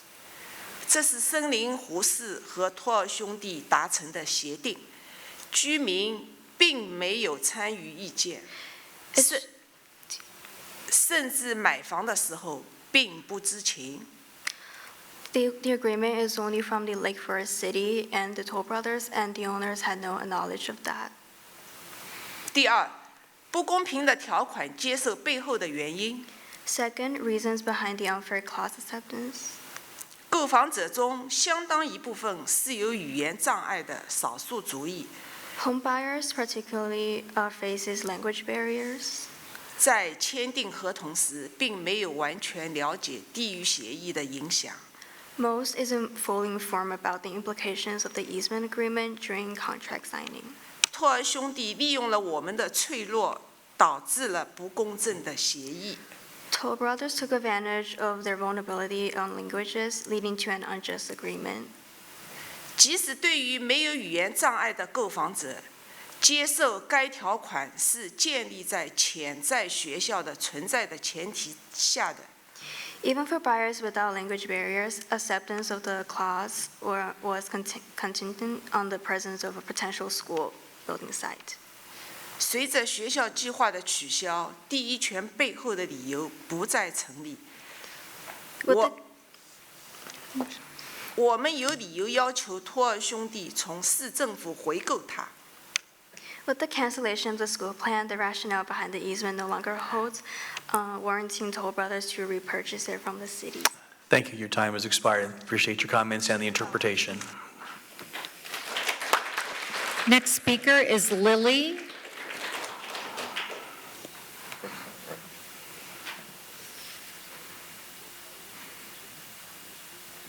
Good evening. Good evening. My name is Lily Chu. I'm new resident in Lake Forest for just a year. And tonight, really appreciate opportunity for the City Council to seriously hear what our residents are feeling and our voice. So I want to emphasize again, the reason we buy the brand new home here, not because it's a brand new, has a nice new floor plan, because we care about the potential school site. That's why we moved from an 8,000 square feet home to here, like only the lot is pretty tiny. It's only like 3,000 square feet lot. We can shake hands from our side window to our neighbors. So it's super tiny because we really need the new school. And I did some study for the timeline. Back to 2017, actually, the school district already did study. All the schools here are overcrowded. It's already over the max capacity, like 30 students per class. So that's why a new school was needed. That's the timeline back to 2018. And also in 2019, Toll Brothers and the Saddleback Valley School District signed the memo for the new school. And early 2020, the city also approved the plan and the rezoning of the meadows from agriculture to residential. Then all of our buyers, we remember starting July 2021, Toll Brothers started the warm-up advertisement to the meadows, and the sale is pretty hot because of the season. The sale is very, very hot from 2021 until 2022. And all the homes has been sold out in late 2023. As for now, we all know the meadows is sold out, no more new homes. And the timeline in 2022, Toll Brothers officially donated the school site to the school district. Then the first wave of residents moved in late 2022.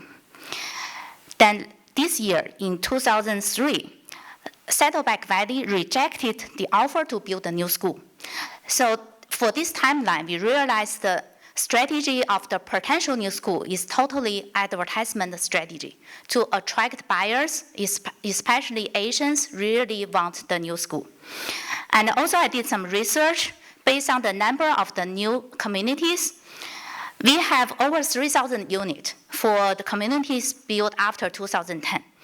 But for all elementary school, the latest one is Foothill Ranch, which is built in 1994. That means in nearly 30 years, in all those communities, including Baker Ranch, Serrano Summit, Parkside, Meadows, there's no new school in 30 years. Also, I heard from the school district, the reason they reject the school is the enrollment is declining. Actually, from the statistics, from the public data, it's not true. I studied several schools nearby. Thank you. I'm sorry your time has expired. Appreciate your comments. Next speaker is Wayne Yang. And just a quick comment, we have this 3-minute limit that the state mandates for us, and trying to keep that as equal for everybody as possible. So appreciate when you follow the lighting structure there. And again, I'm not trying to cut anybody off from making their comments, just want to make sure you understand that we're bound by that 3-minute to be fair to everybody. So thank you. Good evening, Mr. Mayor and City Council members. Thank you for letting me speak here, speak for my concern regarding this plan amendment. This is a quick reminder. This is not the first time Toll Brothers building this community in Lake Forest, northern Lake Forest. They have built more than 3,000 houses already in Baker Ranch and Parkside. There no school has been built, and that's from a decade ago. And when they built the Baker Ranch, they also advised a potential school site. But is there a school built? No, there are no school. Now with the addition of Meadows community, I always say there are almost 5,000 new houses built. With a very conservative estimate of 1/3 of them have school-age kids. That's easily more than 1,000 school-age kids introduced in this community. But there's no new school, and all the nearby elementary schools have been maximized at the capacity. So please don't fall again at the second time as a victim for Toll Brothers' grand scheme. And just to conclude, please don't undermine the power of education. Please bring bright future to the young generation in city of Lake Forest. Thank you. Thank you for your comments. Next 3 speakers are Chao Huang, followed by Tiffany Zhu, followed by Shuquin Jin.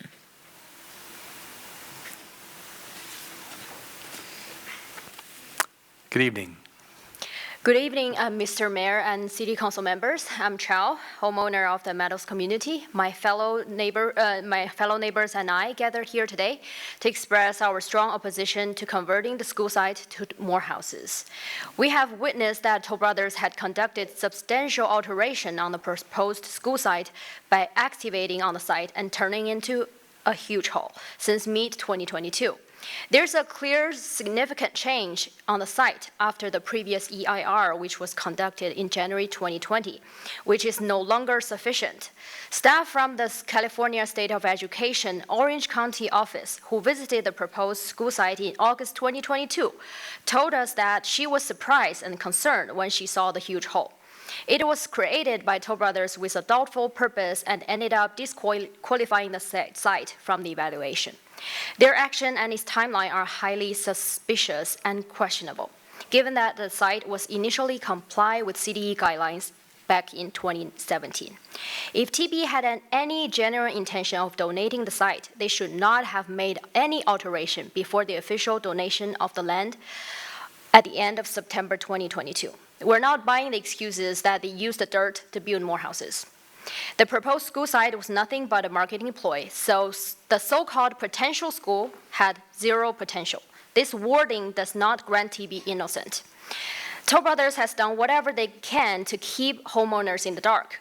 Toll Brothers representative on the HOA board told us in July it was a rumor that the proposed school was declined. That was 4 months after the school site official rejection. TB representatives repeatedly lied to our faces in a meeting in front of more than 20 homeowners, claiming that they did not know about the rejection until late July. Does any one of you believe in that? TB targeted a minority group of home buyers who have language barriers with this promotional stunt of potential school that has no potential. We hope the City Council takes the concern of your people seriously and vote no on this item. Thank you. Thank you for your comments. Next speaker. Tiffany Zhu.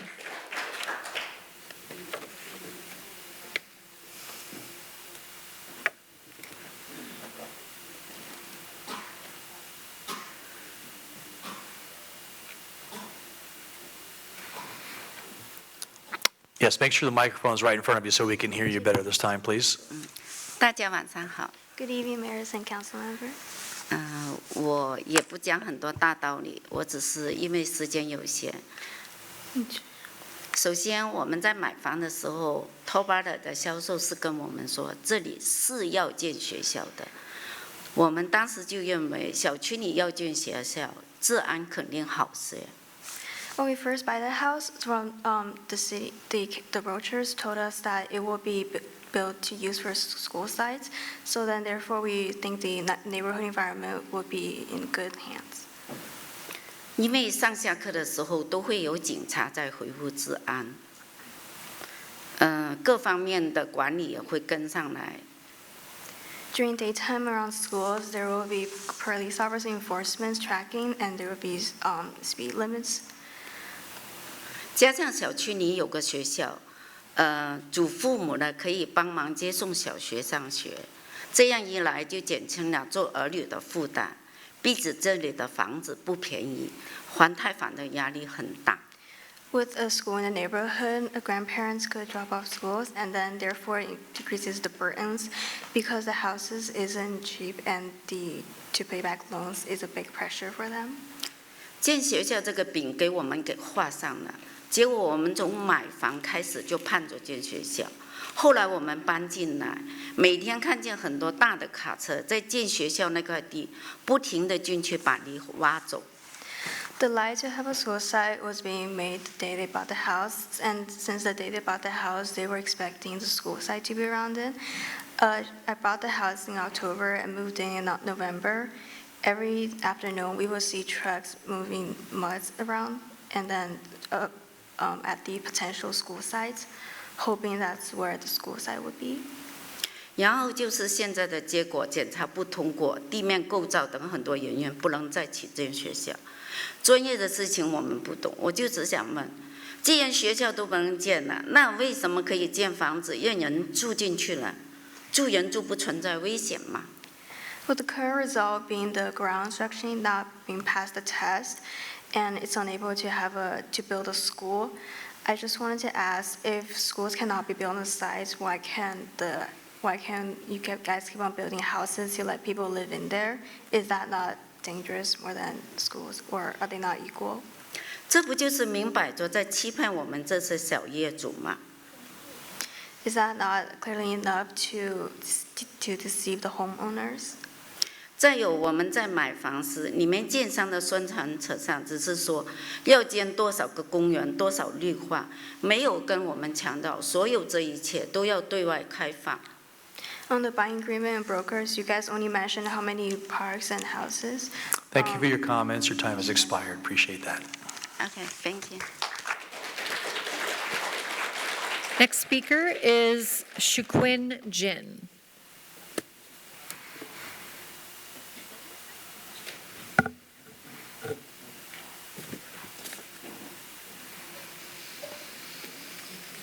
Good evening. Good evening, everyone. I'm the homeowner, live in the Meadows. Today, I'm only one major topic regarding the easement at the Meadows. First, I have to say TB, Toll Brother, I just use TB, never gave clear explanation and disclose the Meadows will have an easement. They never gave this. Second, TB never disclose easement. Actually, I found out recently. First, I thought easement relating to the school. So because the school, public have to access to the school site. This is why we have easement. Private road allow the public access. Until 2 years ago, I found out totally different. Actually, this easement regarding, I think, Toll Brother have agreement with the city council. So this in the public report, they have number E, number F. They talking about this easement. So in this, sorry, I can't see. So in this easement, they said, like number 5, record easement deed for the neighborhood parks and REC facility and the Central Park. So this, I said, the second point. We never have any disclose about this easement, also the deed going to record it. I don't know what the state now is already recorded or not, I don't know. The final public report already issued or not, I don't know. But anyway, so the third point, I'm so frustrated for the private street and public access for, okay, so this make a lot of maintenance, also safety issue. Think about your backyard.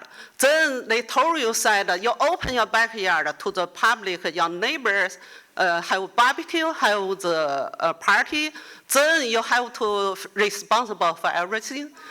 So I think this is not fair to our neighbor, also all the whole homeowner. I strongly urge council put a condition, Toll Brothers need buy back the easement. I heard it's 10 million. So I think council need to put a condition for approve this NACAS area plan amendment. Okay, great. Thank you very much for your comments. Your time has expired. Yeah, I'm sorry, your time has expired. Please return to your seat. Thank you.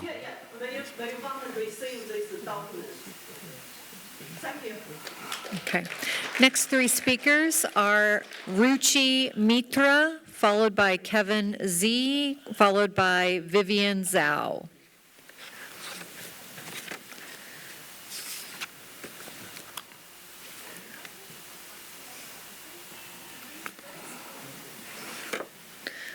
Ruchi Mitra.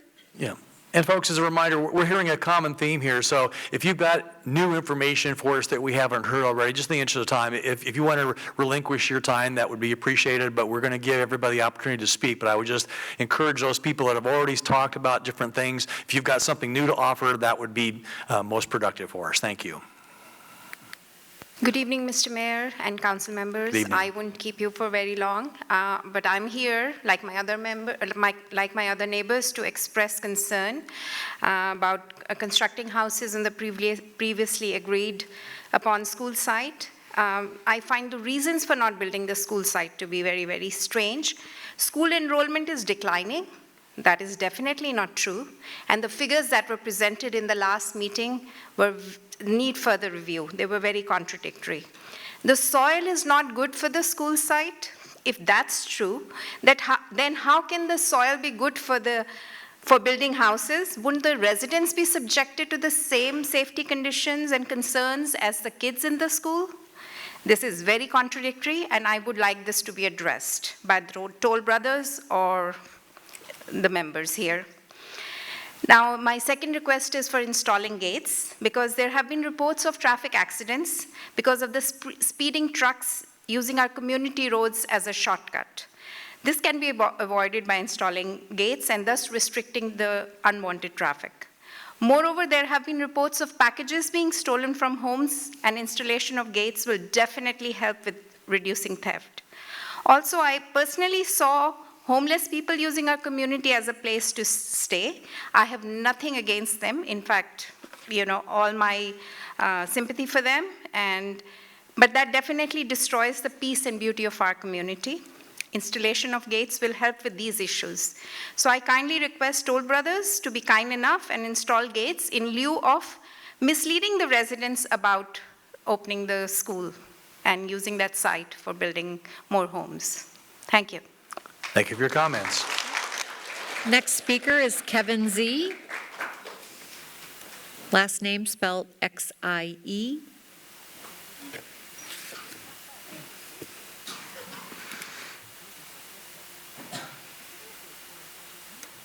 Good evening.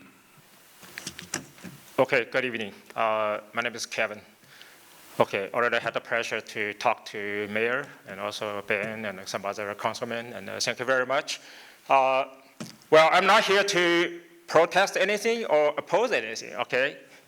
Just want to have a conversation with some of the people here. And also, while I agree with all the people, my neighbor, the other owner of the meadow, the opinion, viewpoint they expressed earlier, I totally agree with that, okay?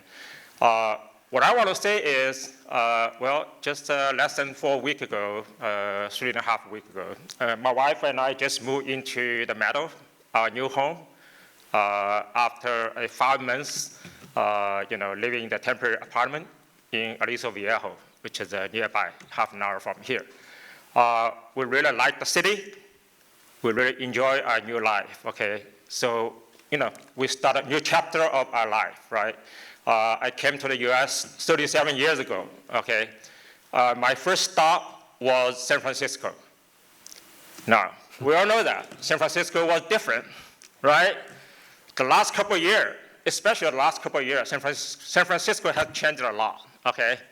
But Lake Forest remind me my first week I spent in San Francisco. I really enjoyed that, okay? The first McDonald's, the first Subway, the first everything, okay? Now, the second week, that was 37 years ago, I was back in New Haven, Connecticut. I don't know, some of you might know New Haven, Connecticut, okay? Not a very nice place, right? I spent altogether 6 + 2 years over there in New Haven, okay? Out of my 37 years. Not a very pleasant experience. Got a bike stolen. Out of the 8 bike, 2 new bikes, okay? So I don't want to go on and on, okay, about that. But what I'm hoping is coming to Lake Forest, the safety, security, everything will keep the same, if not for better.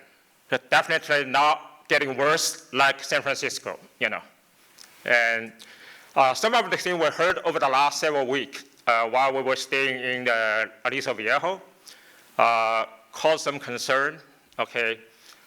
Speeding, racing in the meadow, and also people passing, take a shortcut. Not to mention something like theft, some other stuff, happening in the community, So I hope something we can keep doing better, keep the way it is, at least. So I hope the city and the developer will take a caution and also hopefully make some improvement, okay, for the community. And so I hope my wife and I will enjoy the next, God permit, 20 years, 30 years, 40 years, living here in Lake Forest. Very good. Thank you. Your time Thank you very much. Appreciate your comments. Next speaker is Vivian Zhao.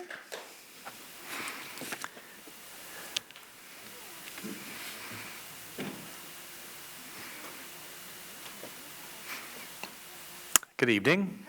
Evening, Mr. Mayor and council members, ladies and gentlemen. And my name is Vivian Zhao, and I'm a homeowner of the Meadows. And I'm very grateful today for the chance to express myself about the concerns and the thoughts about our community here. As you already heard, my fellow residents here, this development caused a lot of trouble until now, and is keep evolving, like traffic safety and everything else. What I want to implicate here is just let's take a step back. What's really going on at the beginning? In the early stages of the development, Toll Brother, the builder, presented an impressive advertisement for the new neighborhood and promising a fantastic location with on-site future schools and exceptional parks and amenities for the 500-some single-family residents. Actually, if anyone here purchased the property at the Meadows, everyone can recall the fantastic video showcase and the Toll Brothers sales office and at their website. But what is the reality afterwards, right? And after the initial phase has closed the homes and homeowners start to move in, suddenly, really suddenly, the school disappeared. And accompanied by some really vague explanations why the school disappeared. And also, the previous neighbor said they still in the sale office, they still promoted. There's a school, there's a school, there's a school. But in reality, it's already gone. And residents was seeking for clarifications and regarding this unexpected change for the school side. And as you know, there were lots of activities going on. The meetings, the lady was presenting, and none of them come to a clear conclusion. And now let's talk about the parks. Obviously, there is a lack of clarity regarding the parks. While the details was in the fine print of the contract, the sales agent from Toll Brothers never made it clear to the home buyers. Okay, thank you. Your time has expired. Appreciate your God, comments. I'm sorry. We have to honor everybody else's time, so your 3 minutes has expired, so thank you. Let me just, one sentence, okay? I really encourage our council members and ladies and gentlemen here, give a huge applause to our fellow residents who are not native speaker and has the courage to speak up here, stand in the city hall, speak. Yes, we appreciate everybody coming here tonight and expressing their concerns. Thank you. Next speakers are Michael Armstrong, followed by Alex Wong, followed by Frank Zia. Michael? Yeah.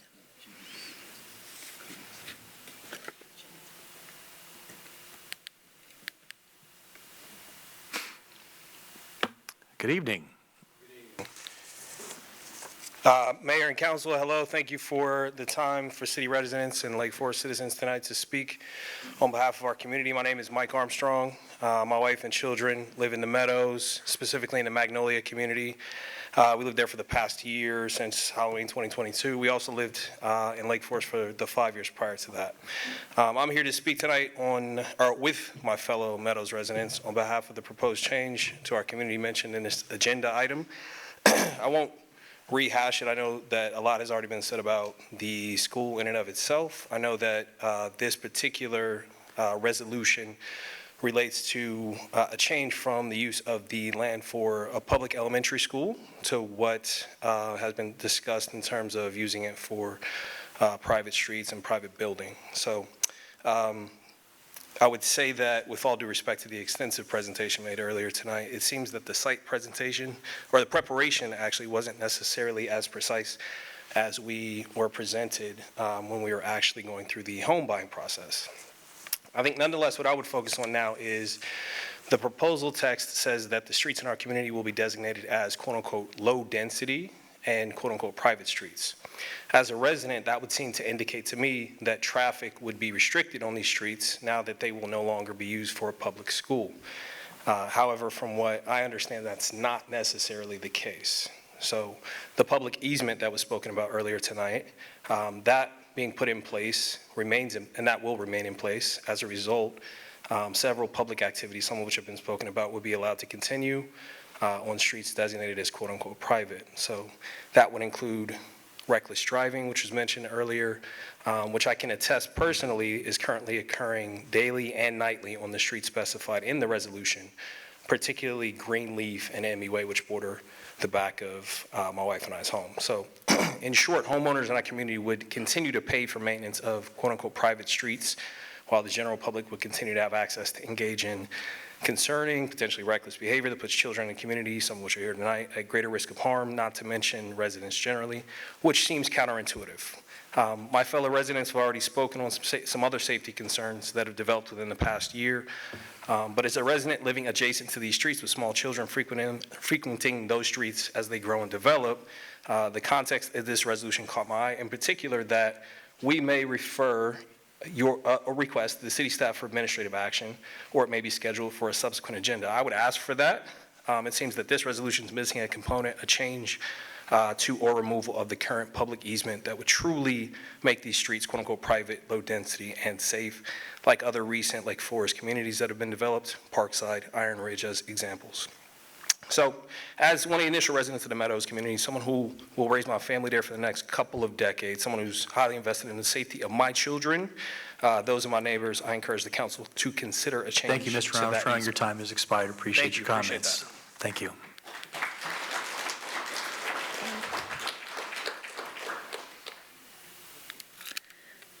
Next speaker is Alex Wong.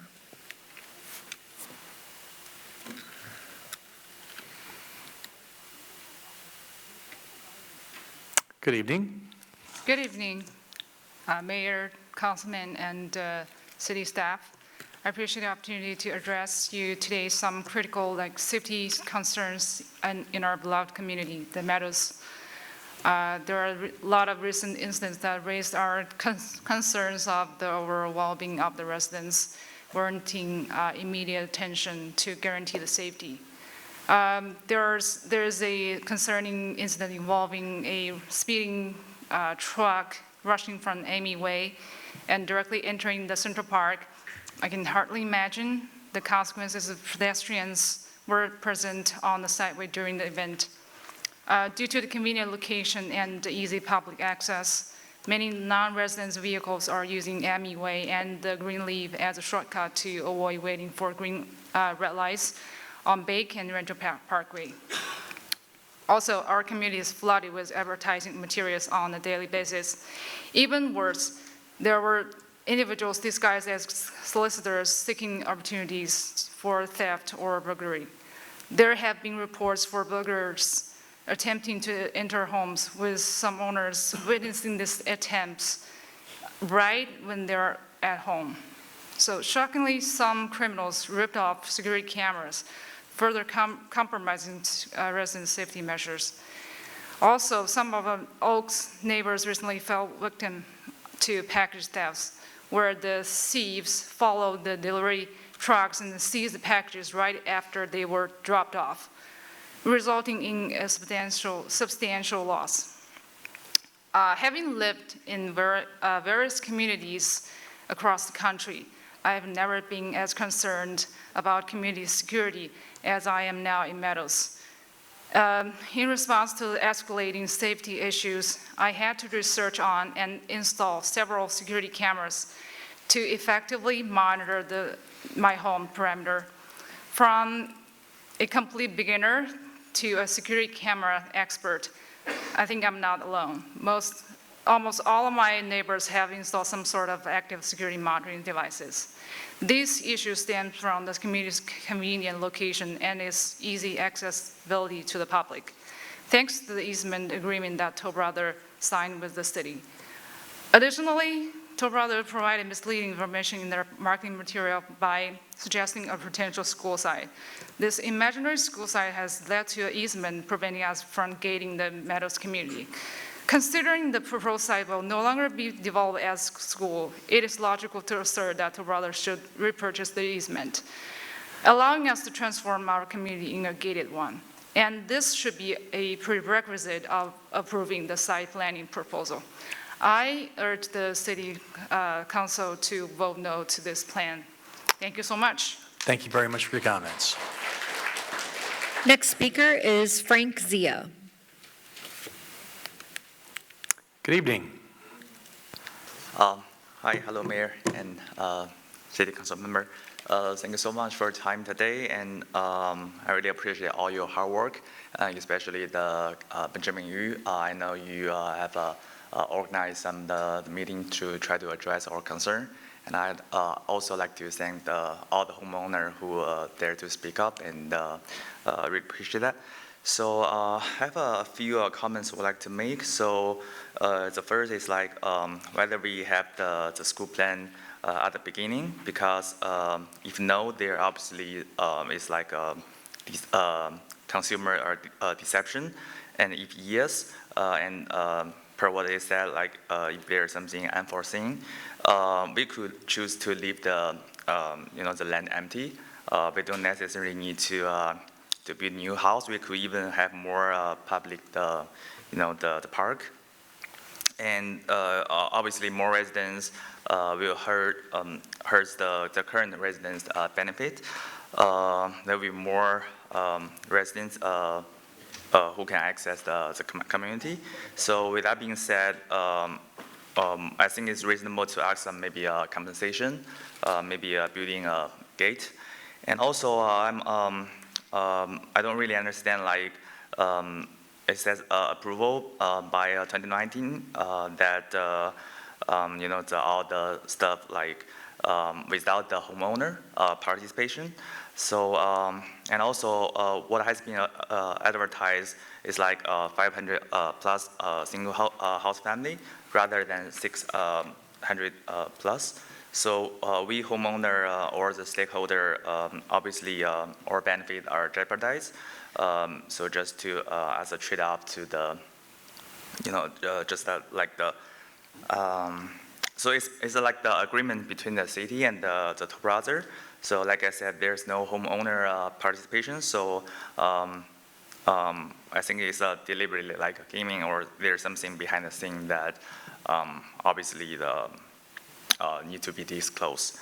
And also in that case, with that being said, the city as supervisor, I think need to take some action to protect the taxpayer. So in that case, the community and the city could be a better place to live. Okay, thank you very much for your comments. At this time, we're going to take a 5-minute break since we've been going a little over 2 hours. So we're going to adjourn just for about 5 minutes and come right back at 8:40.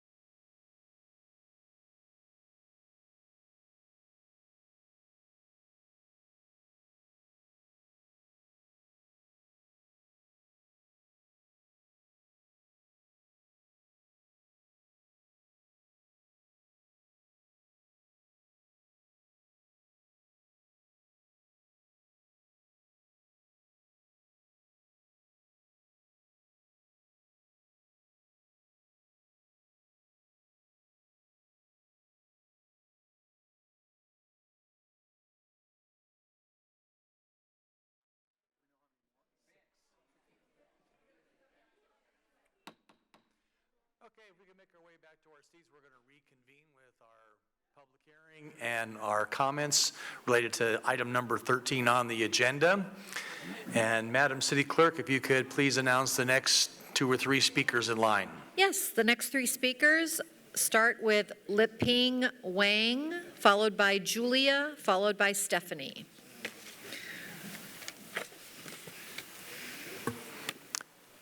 Welcome. Yeah, thank you. Good evening, Mr. Mayor, City Council members. I'm living in the Meadows community. I'm here to address the safety issue with this community.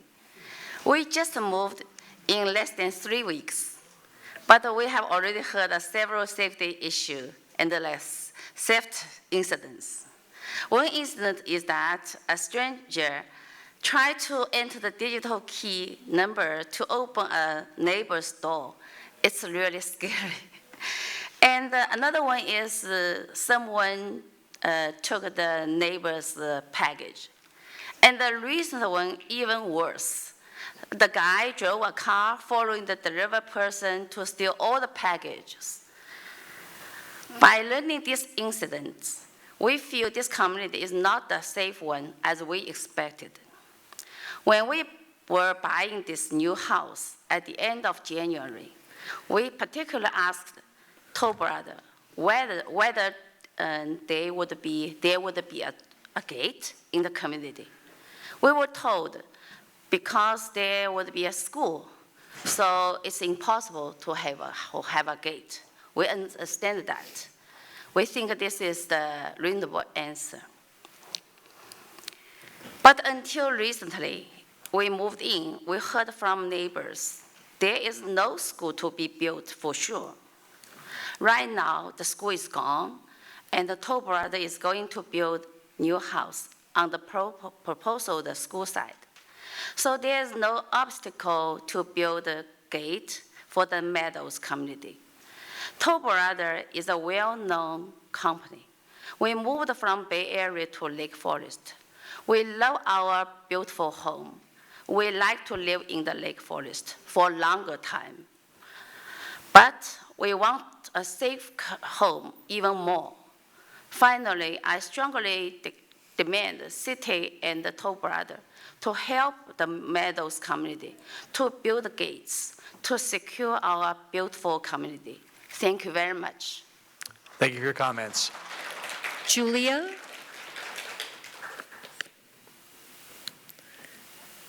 Is there a speaker by the first name of Julia?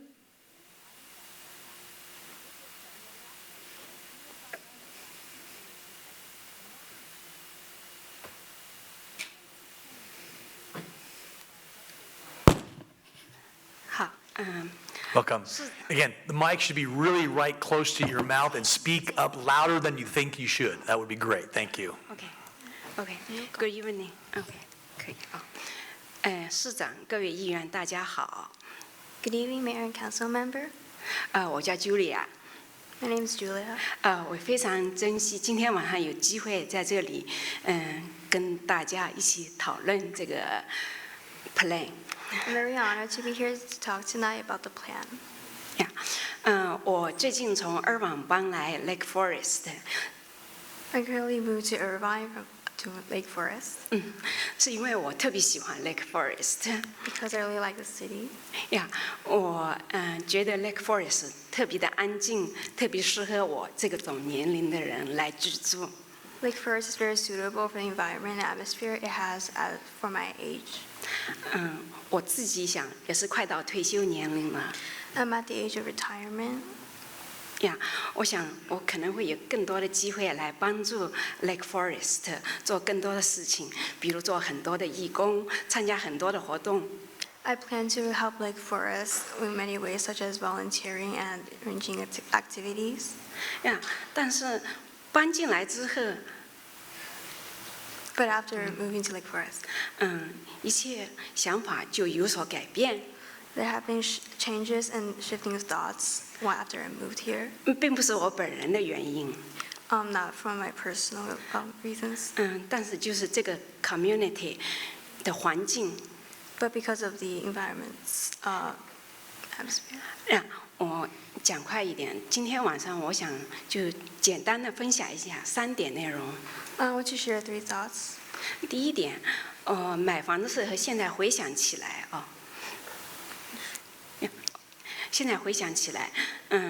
，Builder Toll Brother 并没有跟我们很好的交流。Toll Brother has been inefficient in communicating with them when purchasing houses. 比如像谁是我们的 HOA， 每个月多少费用 For example, HOA's accounts and its payments on the amount. 还有就是说这些路是 public 的还是 private 的。Such as if the roads are public or private. 那费是谁来管理，怎么样，这些细节等等。And who's arranging these details? 我们都没有任何详细的 document。We have no specific instructions or thoughts or being told on the details. 所以举一下这项例子是想说明，其实 Builder 并没有很好的跟我们就是交流，给我们提供足够的信息。I've been seeing these 2 examples just to prove that just to believe that we have not been told much details. 所以就有很多问题，这里就不一一律举了。Which creates many confusions for us. Very good. Thank you much for your comments. Your time has expired. Thank you for the young lady also for doing the interpretation for all your community members. That's really appreciated. Very courageous on your part. Thank you. Please take your seat. Can you translate Mayor's?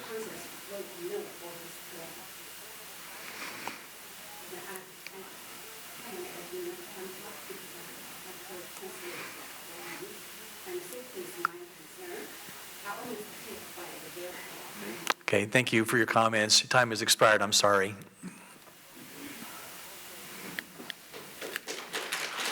Next speaker is Stephanie.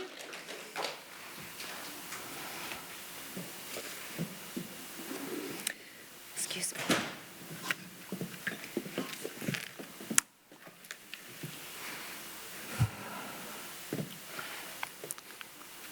Good evening. Good evening. Please yell into the mic. 你们好，我叫 Stephanie. Okay, my name is Stephanie. Sorry. 我是从外州搬过来的。I moved here from outer states. 在我搬过来之前呢，我也知道 Toll Brother。Before I moved here, I've been knowing about Toll Brothers. 所以当我其实 miss 掉一个俄文机会的时候，我知道我可以买 Toll Brother 的房子的时候，我当时还是很期待、很激动的。So when I know about I could purchase with Toll Brothers, I was very excited. 但是我搬进来之后呢，我就觉得，就是房子没有我想象到像 Toll Brother 宣传的有那么的 luxury。But after I moved in, it was not what I thought of how Toll Brothers has advertised it as. 我不知道整个 Toll Brother 整个房子是怎么样设计的，整个社区，尤其是它那个 Emily Way 那条路就是特别的宽。I have no knowledge of how Toll Brothers has arranged the streets and the roads. 所以就是说，其实我每次就是要开进那条路，回到家里的时候，我并不觉得好像是进到那个我们一个社区里头，而是仍然觉得它是在城市当中。There's confusions about there's communities and the roads in public, so the arrangement and the looks of the roads really confused us. 所以说，现在就是有一个问题，就是我们现在就是觉得是。整个大的它并不是一个社区，而是人在城市当中，所以当我们去这个 club 的时候，有一个就是安全的问题。So the question is how the outlooks of our neighborhood, the community versus the outside road, they look very similar, and it creates like safety concerns for us. 对，所以说我是不论是建门禁，或者是标散，或者怎么样，我觉得 Toll Brother 应该就是做一些事情。So whether it's gated or not, I believe Toll Brothers should step up and do something about the outlook. 另外就是讲到那个学校，当然就是我们在买房子的时候，他们也是跟我们讲有建学校。其实对我来讲，并没有学校的问题。And back onto the school problem, the issue for me isn't about whether there's a school or not. 对，但是因为我个人在 transaction 有一点问题，我发觉只有 Toll Plaza 就是用这个学校的这种宣传是让大家就是不是很高兴。But the problem is how Toll Brother advertised it and the confusion it creates, and how they advertised it creates makes her less excited.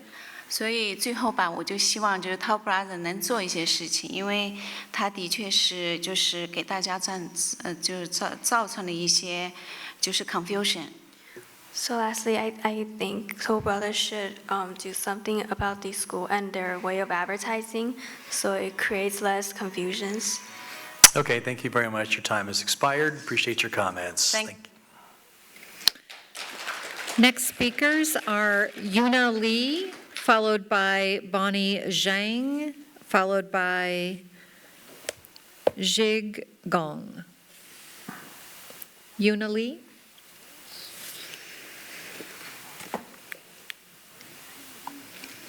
Good evening.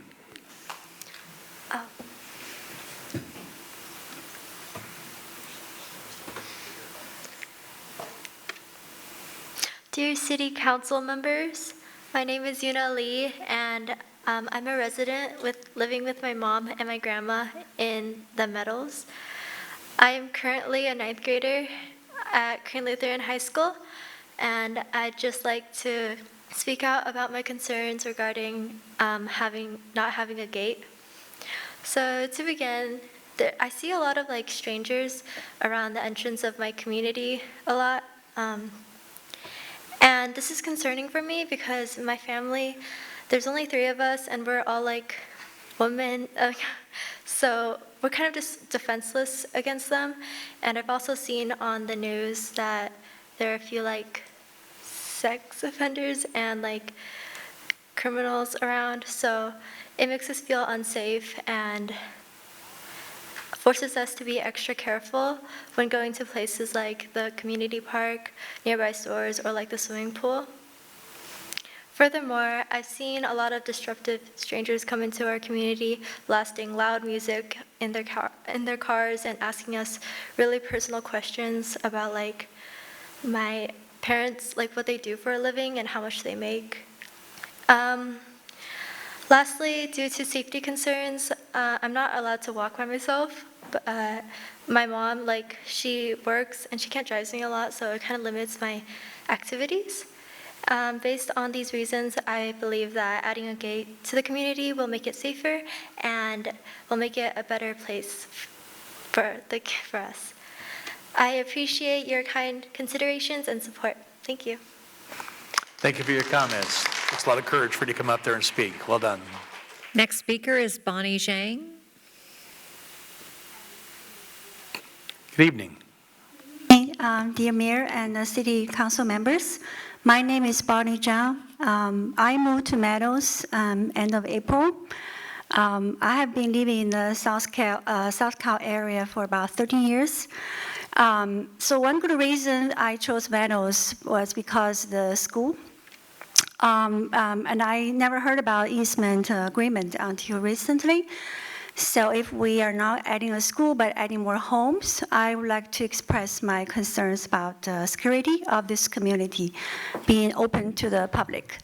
I lived in Irvine Cypress Village for 8 years before I moved to Meadows. I have seen break-ins into my neighbors' houses, my colleagues' houses during even daytime. Some people, they really monitor our schedule. So they know who live in the house, when they go to work, who go to school, and they can figure out at what time nobody's home, and then they break in during that time. They take cash, jewelry, bags from your home, especially during Christmas time and Chinese New Year. I also, after I moved to Meadows, I was the first household moved in on the street of Hill, end of April. And during the daytime, I saw some young guy racing on the street with a loud engine. I was looking at him because I was in the front yard doing something. And he stopped, looking at me. Hey, man, what do you do for a living? Why can't you live in such a nice house? It's a luxury community. I'm like, why should I tell you? I don't know you. Why are you here? And then later in the evening time, I saw some couple walking in the community. So I chatted with them. They said they're just renting. They're living in a hotel around the neighborhood. So they also, after a couple of chats, they asked me, what do you do for a living? Why can't you live in such a luxury house? You look like a young lady. I'm like, I'm not young. I worked for over 20 years already. But that doesn't give me a good signal. Also based on my personal experience about having so many sex offenders around everywhere. We live in the Pacific community of the United States. I live in the United States for over 20 years. But do we feel safe? The answer is no. I live in many open communities in Diamond Bar, Chino Hills, Irvine, and Meadows. So I really think if we are not adding a school to provide the convenience to the community, the elderly, and the young kids, then we should ask for a gate to make us feel more peaceful and pleasant to live in Lake Forest. Thank you for your time. Thank you for your comments.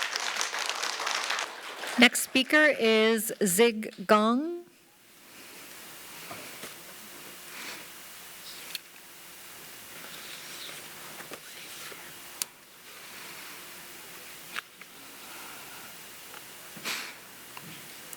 Good evening. Mr. Mayor, dear City Council members, thank you for the opportunity to let us speak here. I'm actually speaking to express my concern about the recent developments in the Meadows community. First, I believe that school was one of many key reasons that many of us choose to buy a home in the Meadows. However, the developer now intends to replace this promised education facility with additional housing unit. This deviation from the initial plan not only misleads residents, but also impacts the long-term vision and needs of the entire city. I would like to remind everyone that kids are the future of this city and this country. We can surely build 5,000 new homes to boost the economy, attract more residents to the city, but without building corresponding infrastructure and educational facilities, we're not able to guarantee that kids will receive a good education. Secondly, there are significant issues related to private land usage within the Meadows, particularly concerning policing of our private roads. A recent incident involving theft outside my residence highlighting a serious gap in security and law enforcement capabilities in our area. That was my house. Solicitor came in and just stole a pair of shoes of my friends. Despite having a clear video footage of the theft, the local police department state that they have no jurisdiction over these private roads. However, when I escalate this to the homeowner association, they direct us back to the police. So this lack of clarity and responsibility has left the residents feeling vulnerable and unsupported. Additionally, I've learned from the developer that streets here in Meadows are open to public use. This decision has led to an increase in traffic, particularly along MUE, where numerous vehicles use our community as a shortcut, which increase external traffic. This will directly contribute to a rise in thefts and the security concern within the neighborhood. Above, we are deeply concerned for these issues. We hope City Council can make correct decisions regarding this. We trust City Council will take proper actions towards our concern. Thank you. Thank you for your comments. Okay. And our final three commenters are Yaxine Shi, followed by Bob Holtzclaw, followed by Tracy Gio.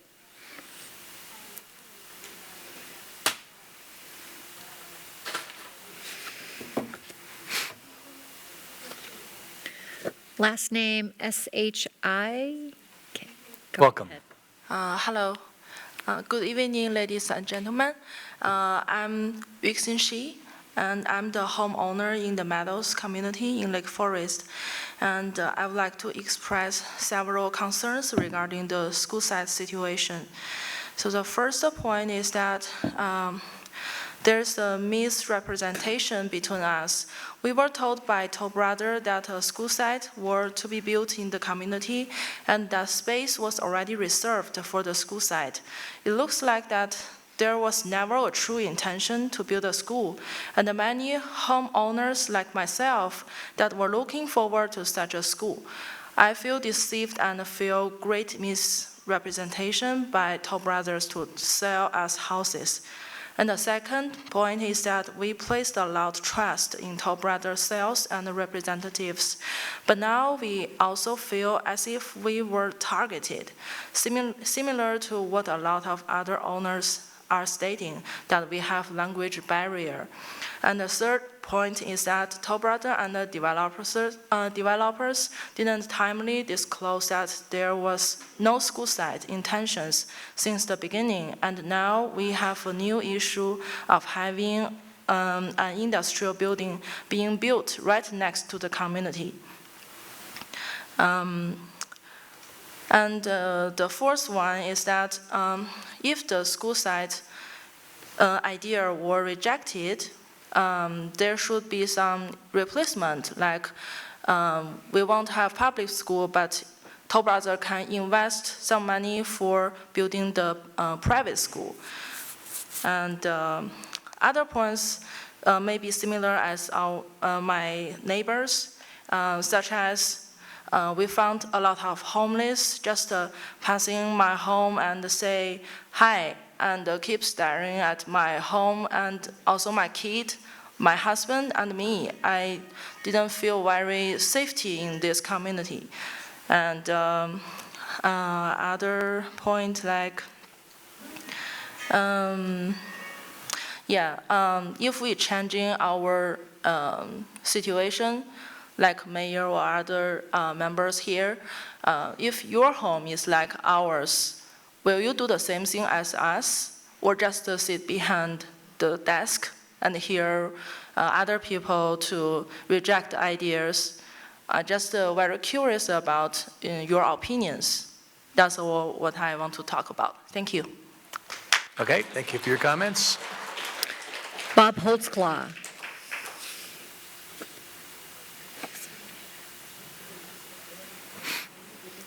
Good evening, Bob. President of Lake Forest, I just want to tell everybody behind me, you all got scammed.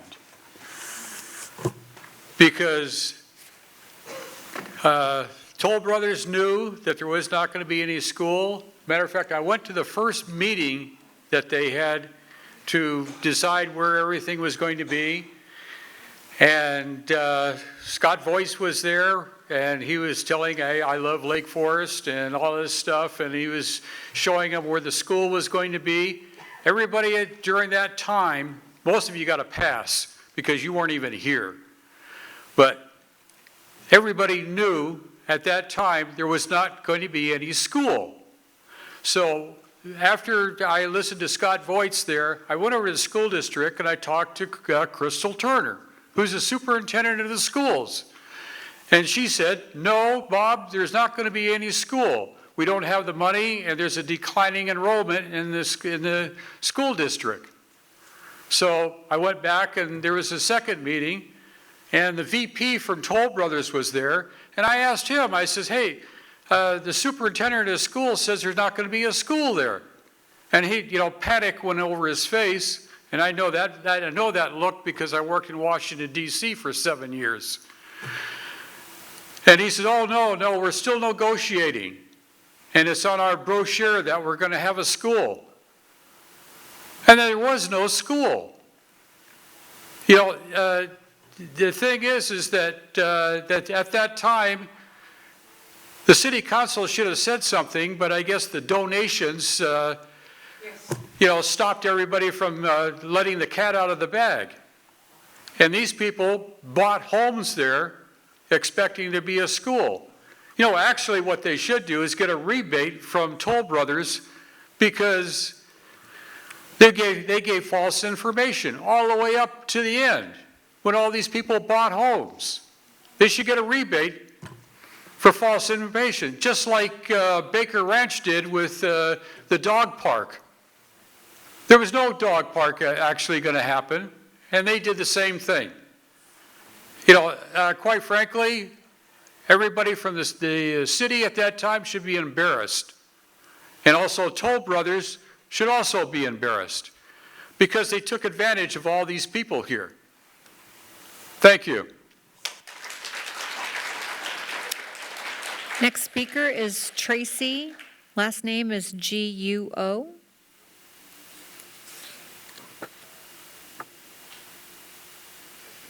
Good evening. Good evening, mayors and all city councils. It's very late night. Thank you for your time. I really appreciate it. Also, I'm the resident of Meadows. At the beginning of this construction, I heard somebody told me it's going to be a school. I thought I didn't hesitate to buy the house because I have kids. We live Irva at that time. Irva is a very good city because they have very good school. So I thought if our community has a school, would be great. So also, I wish my kids can go to the school. They can walk to the school. You know, it's a very, very good advantage. So she's my friend's daughter. Yeah. You know, I wish she can go to the school in the Meadows, in the community, you know, so, but now no school anymore. It's very disappointed. Also, I like to run at night because I don't have time during the day. So I'm running in the community at night at around 8, you know. One day the trunk just take shortcut and it didn't stop on the stop sign. It scared me very, very hard. So, you know, Toll Brothers is a very, very big, famous builder. They use a school for the misleading. Most of my friends in the community bought a house because they heard about the school. Also, I became an agent after I bought the house. And I also sold about 10 houses to my clients. I told them it's going to be a school. If there's no school, Toll Brothers will build a gate. I told my clients. So I feel very ashamed of that. I told my clients that now it's everything, no school for sure, for the gate. Only we try so hard to protect our community. I also saw the homeless people stay in front of my community gate. I have 2 daughters. I cannot open the garage during the day like I was living in Irvine. Thank you. Your time has expired. Okay. Appreciate your comments.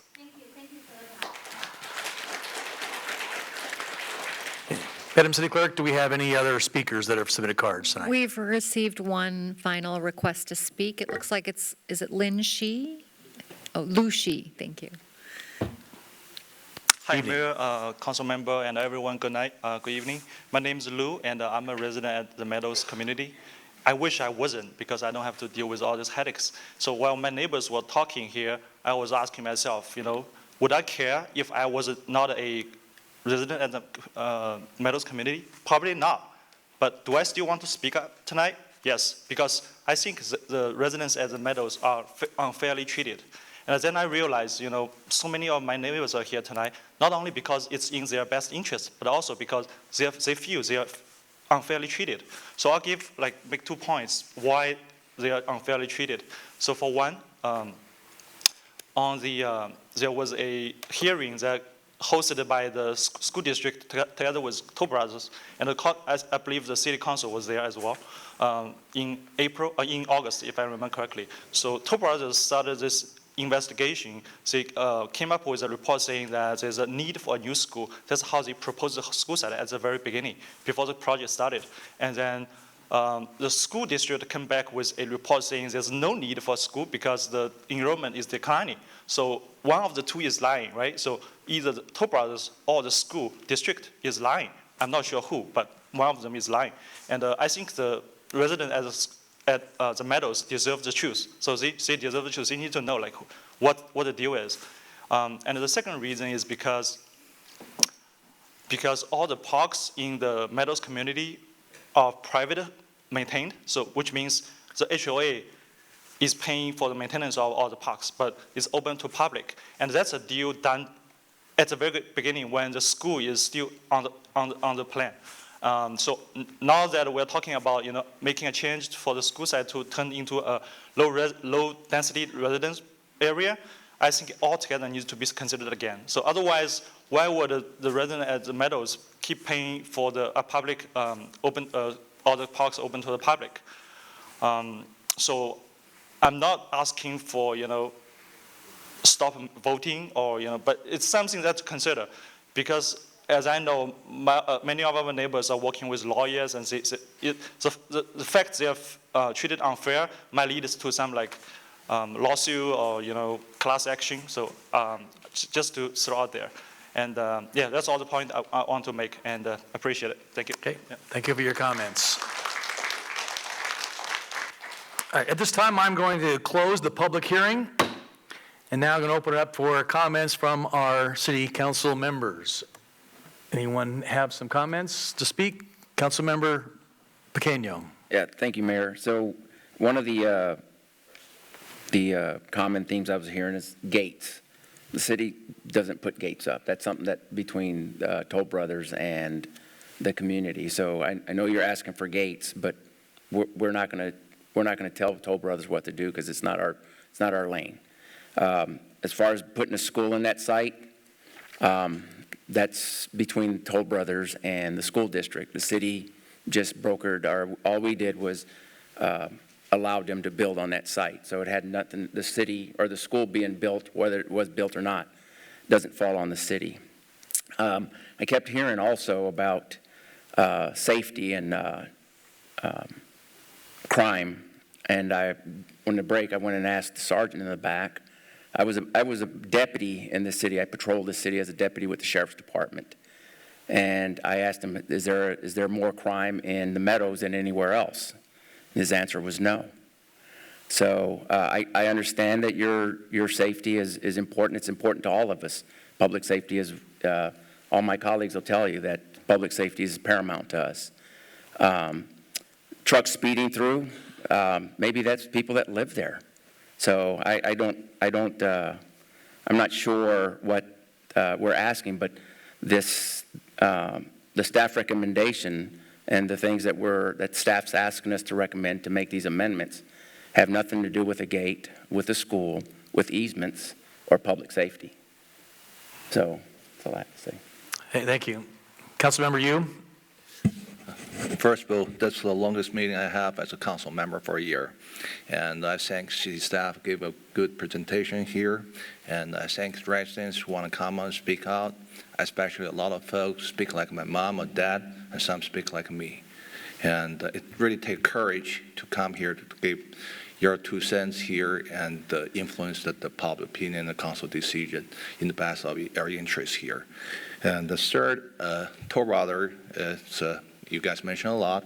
I don't know if do they have a rep here today? No, okay. Oh, Toll Brother is the company. I just want to give a little lie. Brought me to Southern California.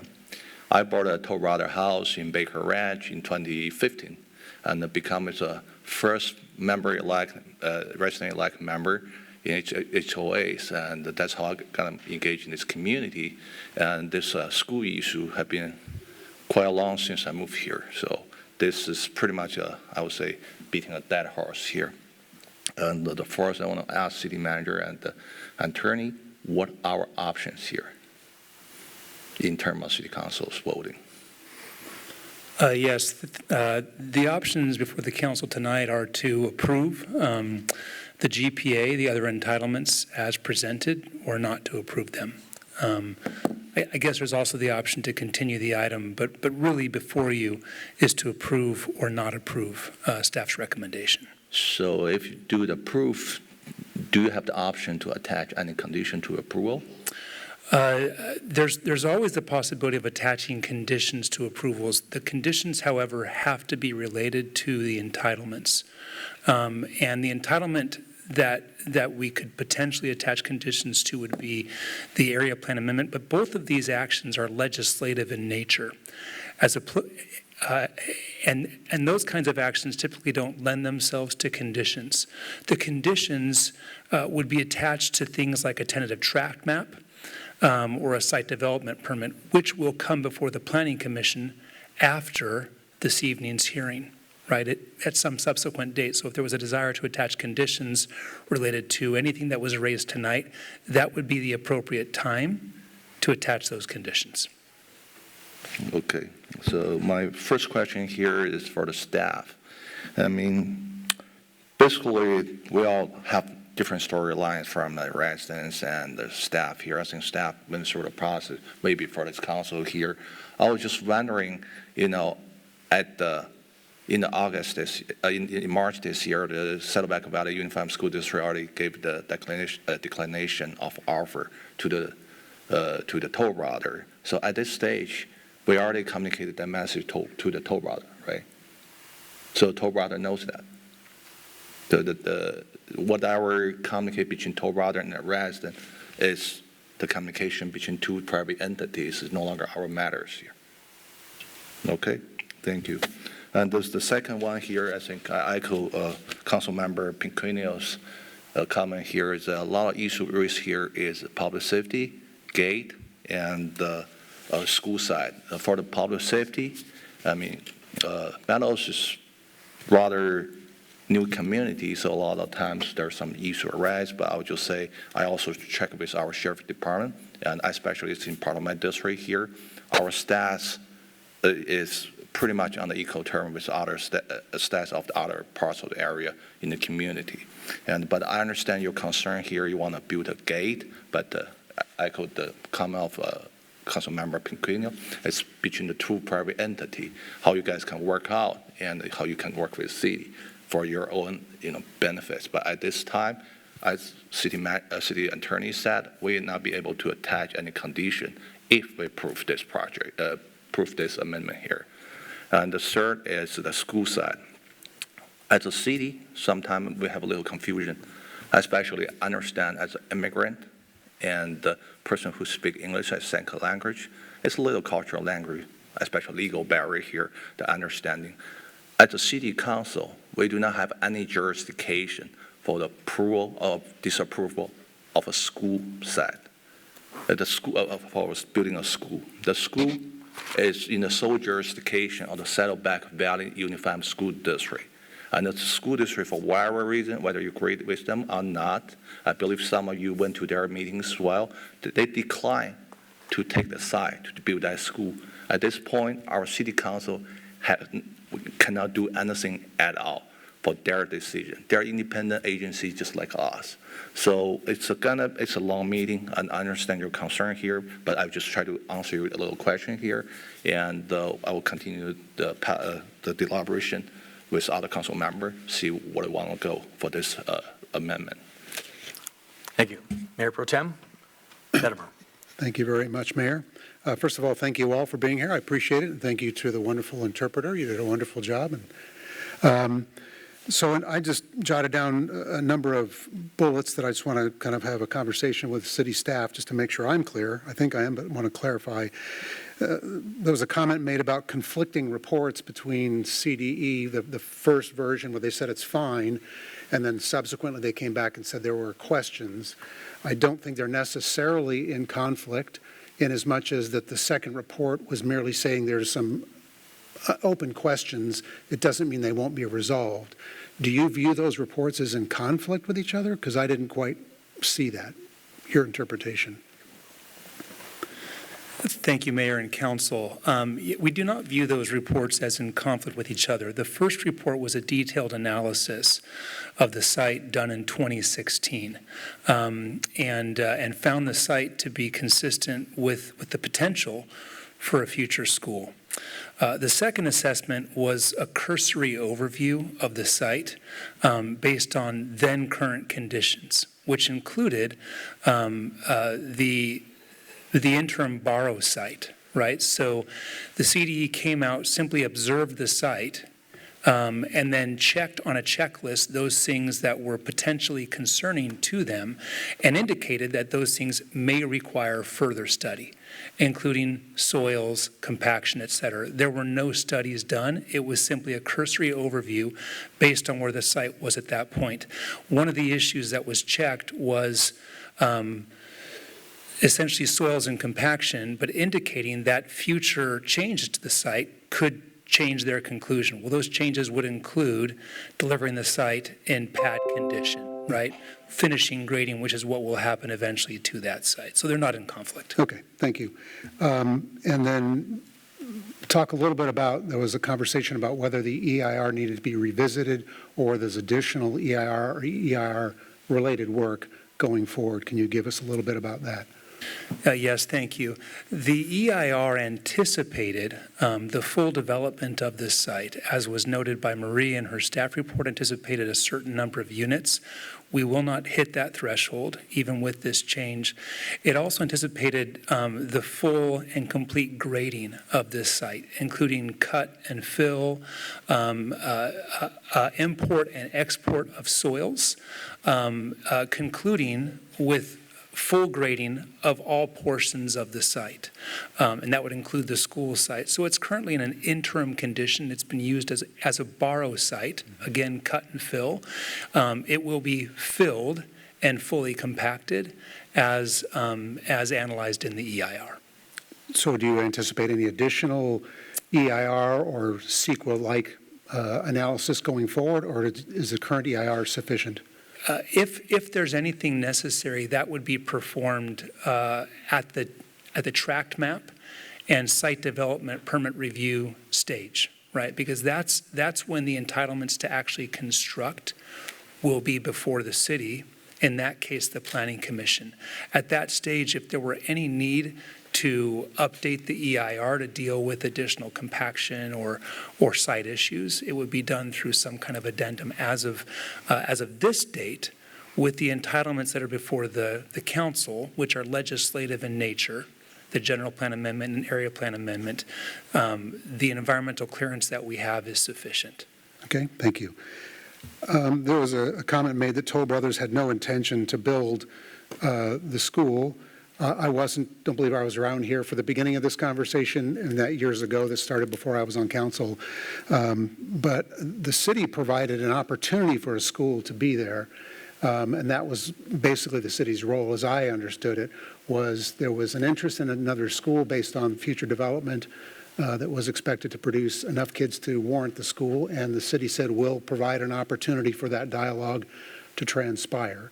Is that a fair overview? Yes, that is fair. It's important to note that state law requires that when a developer constructs homes, they pay a specific fee. It's called an in lieu fee to provide for the development, the construction, the refurbishment of school facilities in the future.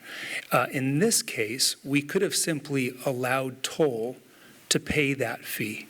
Instead, wanting there to be a new school constructed, we negotiated with Toll and essentially required them to offer the school site to SVUSD, and worked with SVUSD at the outset to ideally accept that school site. The ball was always in SVUSD's court regarding acceptance or non-acceptance. Now, understanding that SVUSD had the option to not accept that, we actually required Toll, if they didn't accept SVUSD, to pay 125% of the otherwise required state fees. So we required them to either dedicate or to pay more than state law requires. And the intent of those fees in excess of the state requirement are to be used to make improvements in schools in the city of Lake Forest to accommodate the new students that might arrive. Improvements to existing schools or construction of future schools. Sure. That's correct. The school district had articulated, I think according to staff's report, there were, I think, 3 criteria. One, that it was too expensive. The other was that the enrollment were declining. And the other was these issues brought up by CDE, as I recall. I'm not sure. It sounds like the 30 or the issue regarding soils could be addressed, obviously because it's in an interim state, as you indicated, but it still leaves those other underlying 2 points, which are wholly within the purview, as Councilmember Yu stated, wholly within the purview of the school district. They are not our discretion or our decision. My understanding is that the school district wanted to give some time to see if they could find additional sources of funding, potentially from the state, that could help offset some of that. I don't know what happened with that, but that may be why there was a time for them to explore whether there was funding opportunities that might avail themselves here to help build it. I don't know the details of all that. I wasn't involved with it. But at the end of the day, the school district, for other reasons mentioned, decided this doesn't make sense for them. Even if we could cure the soils issues, and I'm sure we can, I know we can, that still leaves those other 2 things, declining enrollment and the cost. I've heard for many, many years, long before any of this was contemplated, that declining enrollment is a thing. I know some have challenged that, and that's a conversation you should have with the school district. But as Councilmember Yu indicated, that is a decision that wholly rests with the school district and their decision based on their forecasting. We don't do that. That's not our purview. Talked about that.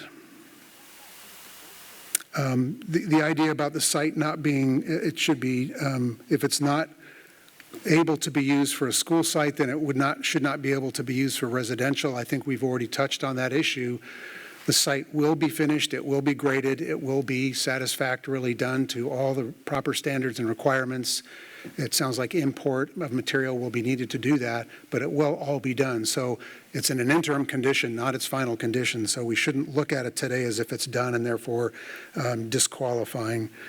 As to the brochures and what was or was not promised by toll, I'm not aware of any city involvement in any capacity, but maybe city manager or city attorney, you can speak to that. I'm not aware of any involvement we have in any part of that.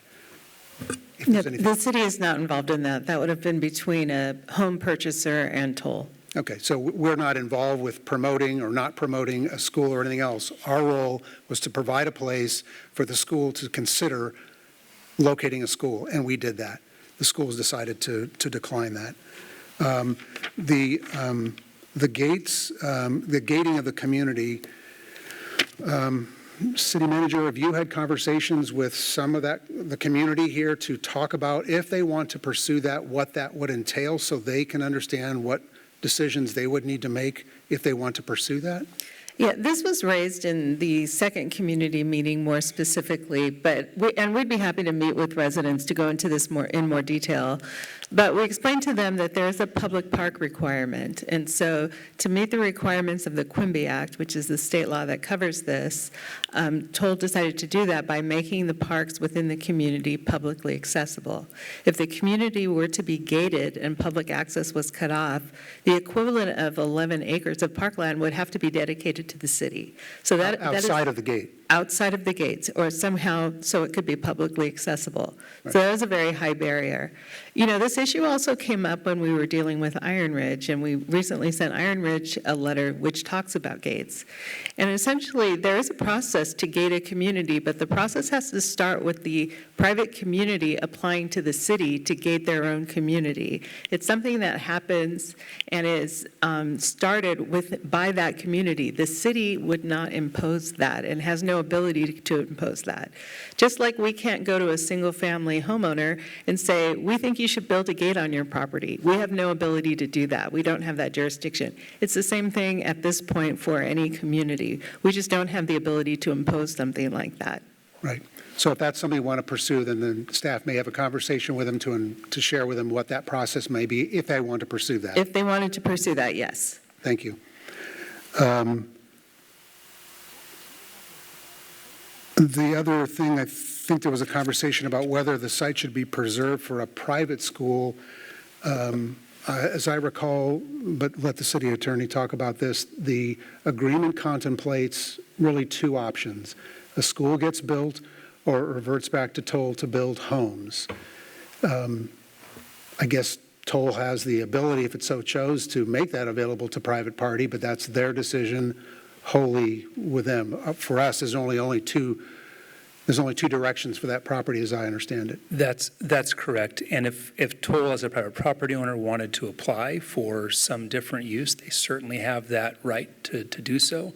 But the DA has negotiated with those extra fees that were negotiated for SVUSD, looks forward to either a school site or residential. Okay. And I think we touched on the idea that somebody brought up that if they're not going to build the school and build homes, that the parks should be turned over to the city. I guess, are these considered a part of an IOD, much the way some of the other early irrevocable offers, or no? Okay, so they're public parks inside, they're private parks? They are private parks, but the public is able to access them. Okay, thank you. Thank you, Mayor. Thank you. I want to say that, first of all, I appreciate your passion, writing the emails and coming here tonight. I know that can be uncomfortable for people to come and speak, whether in your own language or in English. And so I think that we've shown that the city of Lake Forest, we listen, we hear you. And this is a frustration that we understand you're going through. And as I see it, there's a big expectation gap. You as homeowners purchased with some expectation, and now it's different. And that's where the frustration lies.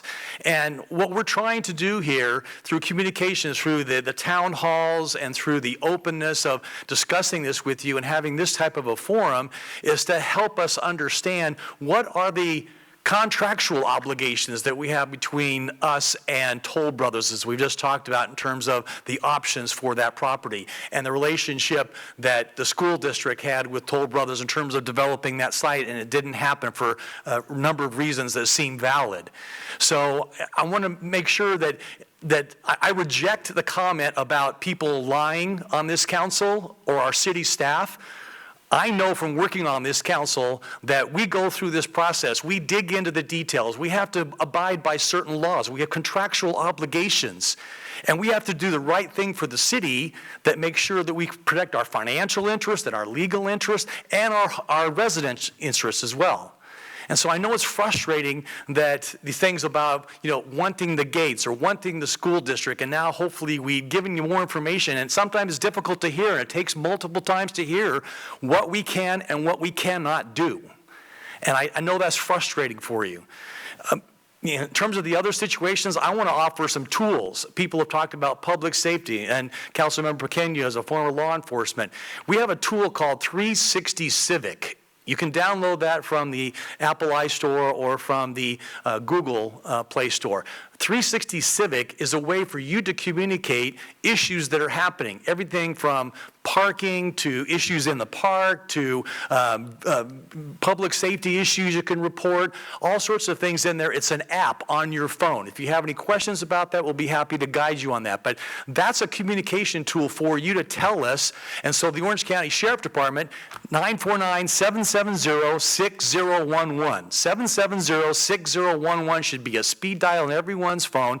If you're encountering criminal activity or these speeders or issues in your neighborhood that you're concerned about that have to do with public safety, we want to take care of that. We want to address it. We need to know about that. And let us know, because as Councilmember Pequeño said, he's checking with our sergeant, and we get reports about what's happening in our community for public safety. We're not hearing it. It doesn't mean it's not happening. It just means that you're experiencing it, and we need to know about it. So I encourage you to download that application, 360 Civic, on those two platforms, and let us know when you see things. And in terms of some of the other comments about discrimination and people questioning you, that's unacceptable in all of our eyes. All right? So we want to make sure that the community that we have here in Lake Forest is one of the safest cities in the entire state. We're highly ranked in that all the time. And so that's concerning for us to hear from you that you're not feeling safe. So we want to address that. And, through this interaction of this communication, hopefully it may not be the story or the answers that you want to hear, but I can assure you that we are all interested in providing communication that's accurate and truthful. Okay? Councilmember Pequeño. Yeah, so a couple of suggestions that I would have, especially for your HOA for the speeding, since it's private streets, put speed bumps. That'll slow it down. And for the porch pirates or the package thefts, when I was a deputy, I went to more calls than I'd care to remember on package thefts. They have boxes that you can purchase and put in your community, where if you get a UP or a package from anywhere, that they put it in your box. It's right like a community mailbox. So your packages are safe. You go in there, you unlock it. It's like it's a box or another mailbox for you, only for packages. So that's a suggestion just to lower that crime. That's all I got. And I had one question Mr. Armstrong had raised about something about if we go to this point where we're going to have homes developed there, it's private community, or private streets, restrictions on private streets. I wasn't exactly following it, but, the fact that if this does get built, that there's not going to be any restriction, even in a private community, for people to come in there. And the fact that, the HOA, the maintenance of those private streets is still a matter of the city to take care of. Is that correct? Like our slurry program every 6 or 7 years, is that so? Private community, private streets, then they are responsible They're responsible for those streets. for the maintenance. Okay. Yeah. Okay. All right, we're going to move on to our city manager's report. Oh, I'm sorry. Yes, we need to vote on this particular item number 13. Yes, you have a motion from. Not motion yet. Mayor, can I have another round? Okay, sure. Councilmember, you comments. Sure. A few questions here. First of all, I just want to say our city really went above and beyond as a public entity, and as a general courtesy, normally we don't criticize another public agency, but in this specific issue here, based on my observation, we have general decline enrollment throughout the Saddleback Valley Unified School District, but in this pocket of the city here, with the new developments and the more diverse population with younger families with kids, we definitely need a school. But unfortunately, that the thing didn't happen. And it didn't happen in the hands of the Saddleback Valley Unified School District for whatever reason that we have no control of. But I want to have a few questions to ask the city staff here. First of all, how we can encourage more cooperations with the HOA, currently controlled by the Toll Brothers employees? Because I already sent a letter addressed to the HOA that the least thing they can do is increase the public safety cooperations, and if they want a public enforcement by the Orange County Sheriff Department, they need to do the code compliance there, right? So our deputies can come in the neighborhood to enforce the non-emergency issues. And the other thing is they can put out flock cameras, but the HOA need to take the action. And so far, I haven't heard anything from them. I hope our city manager can address that. Thank you, Councilmember Yu. Yes, we can communicate with the HOA. We have no control over them, but we can continue to talk with them and encourage them to take the steps they need so they could get the sheriff's department to start doing traffic control within their community and talk to them about flock cameras. But at this point, we can communicate quite a bit with them. And I'd also like to see a request, can we summarize the major points that were discussed here tonight for the people that filled out the blue cards to respond to them? And is it possible for us to have that translated into Chinese language that also would help our folks that, have that? Is that something that we can do for our response from tonight? Yes, if the council would like that, just make it part of your motion that you would like that done, and we could certainly do Mayor, that. I will volunteer for the translation part. Okay. And let me, All right, so we have the item number 13, the Meadows General Plan Amendment, and the Kasi Area Plan Amendment is based on the staff recommendation. So I'm looking for an motion also to amend that by saying that responses to major items that were covered tonight would be communicated to the people that filled out blue cards, so we have their information, be translated also into Chinese. Is that the language that we're talking about? Yes, you had a question? yeah, a couple more here. First of all, for the way, it's possible the community can be gate with the pad access. People can walk through an open gate while gate the street for the vehicle traffic. Is that compliant? Well, any gating of the community would have to be initiated by the community itself. So they could file an application to the city, and we would evaluate that and work. It would go through a process. So Is that satisfaction for the public access in terms of the easement? well, again, I think the city would have to evaluate whatever plans are submitted. That sounds a little bit, yeah, okay. Thank you. And the next thing here is, if there's any possibility, we disapprove this site and encourage Toll Brother to build a school facility on the site and sell to third party, so they can have whatever school on that site.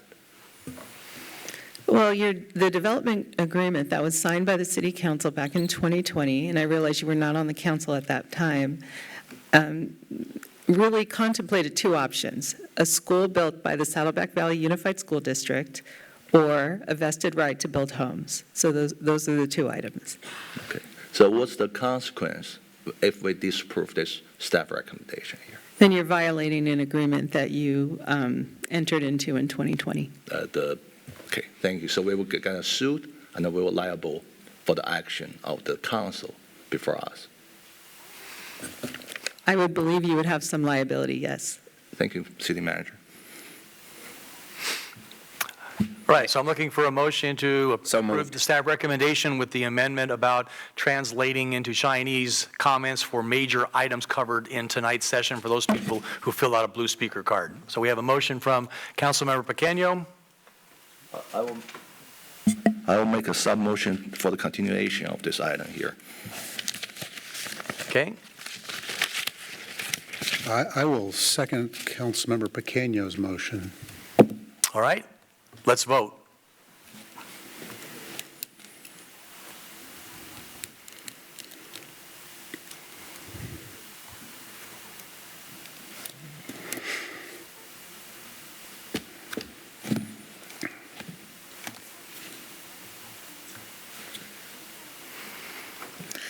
That motion passes, 3 yes votes, 1 no vote by Councilmember Yu and Councilmember Voigt's absent. Okay, thank you. Moving on to City Manager's report for tonight. I have nothing further this evening. Thank you. All right, council member comments, starting with Councilmember Pequeño. Thank you, Mayor. So I went to the chamber mixer yesterday and didn't stay long because it was past my bedtime, but I enjoyed that. And for the staff, great job on your presentation. Gail was 5 when she started working here, so she's now 35. That's all I have. Thanks. Councilmember Yu. No comment. Thank you. Mayor Pro Tem Teddimer. Nothing further tonight. Thank you, Mayor. And a little comment about the Lake Forest Chamber of Commerce also there, that I've had the opportunity to talk to some other cities with that ACCOC, and we're actually well known for our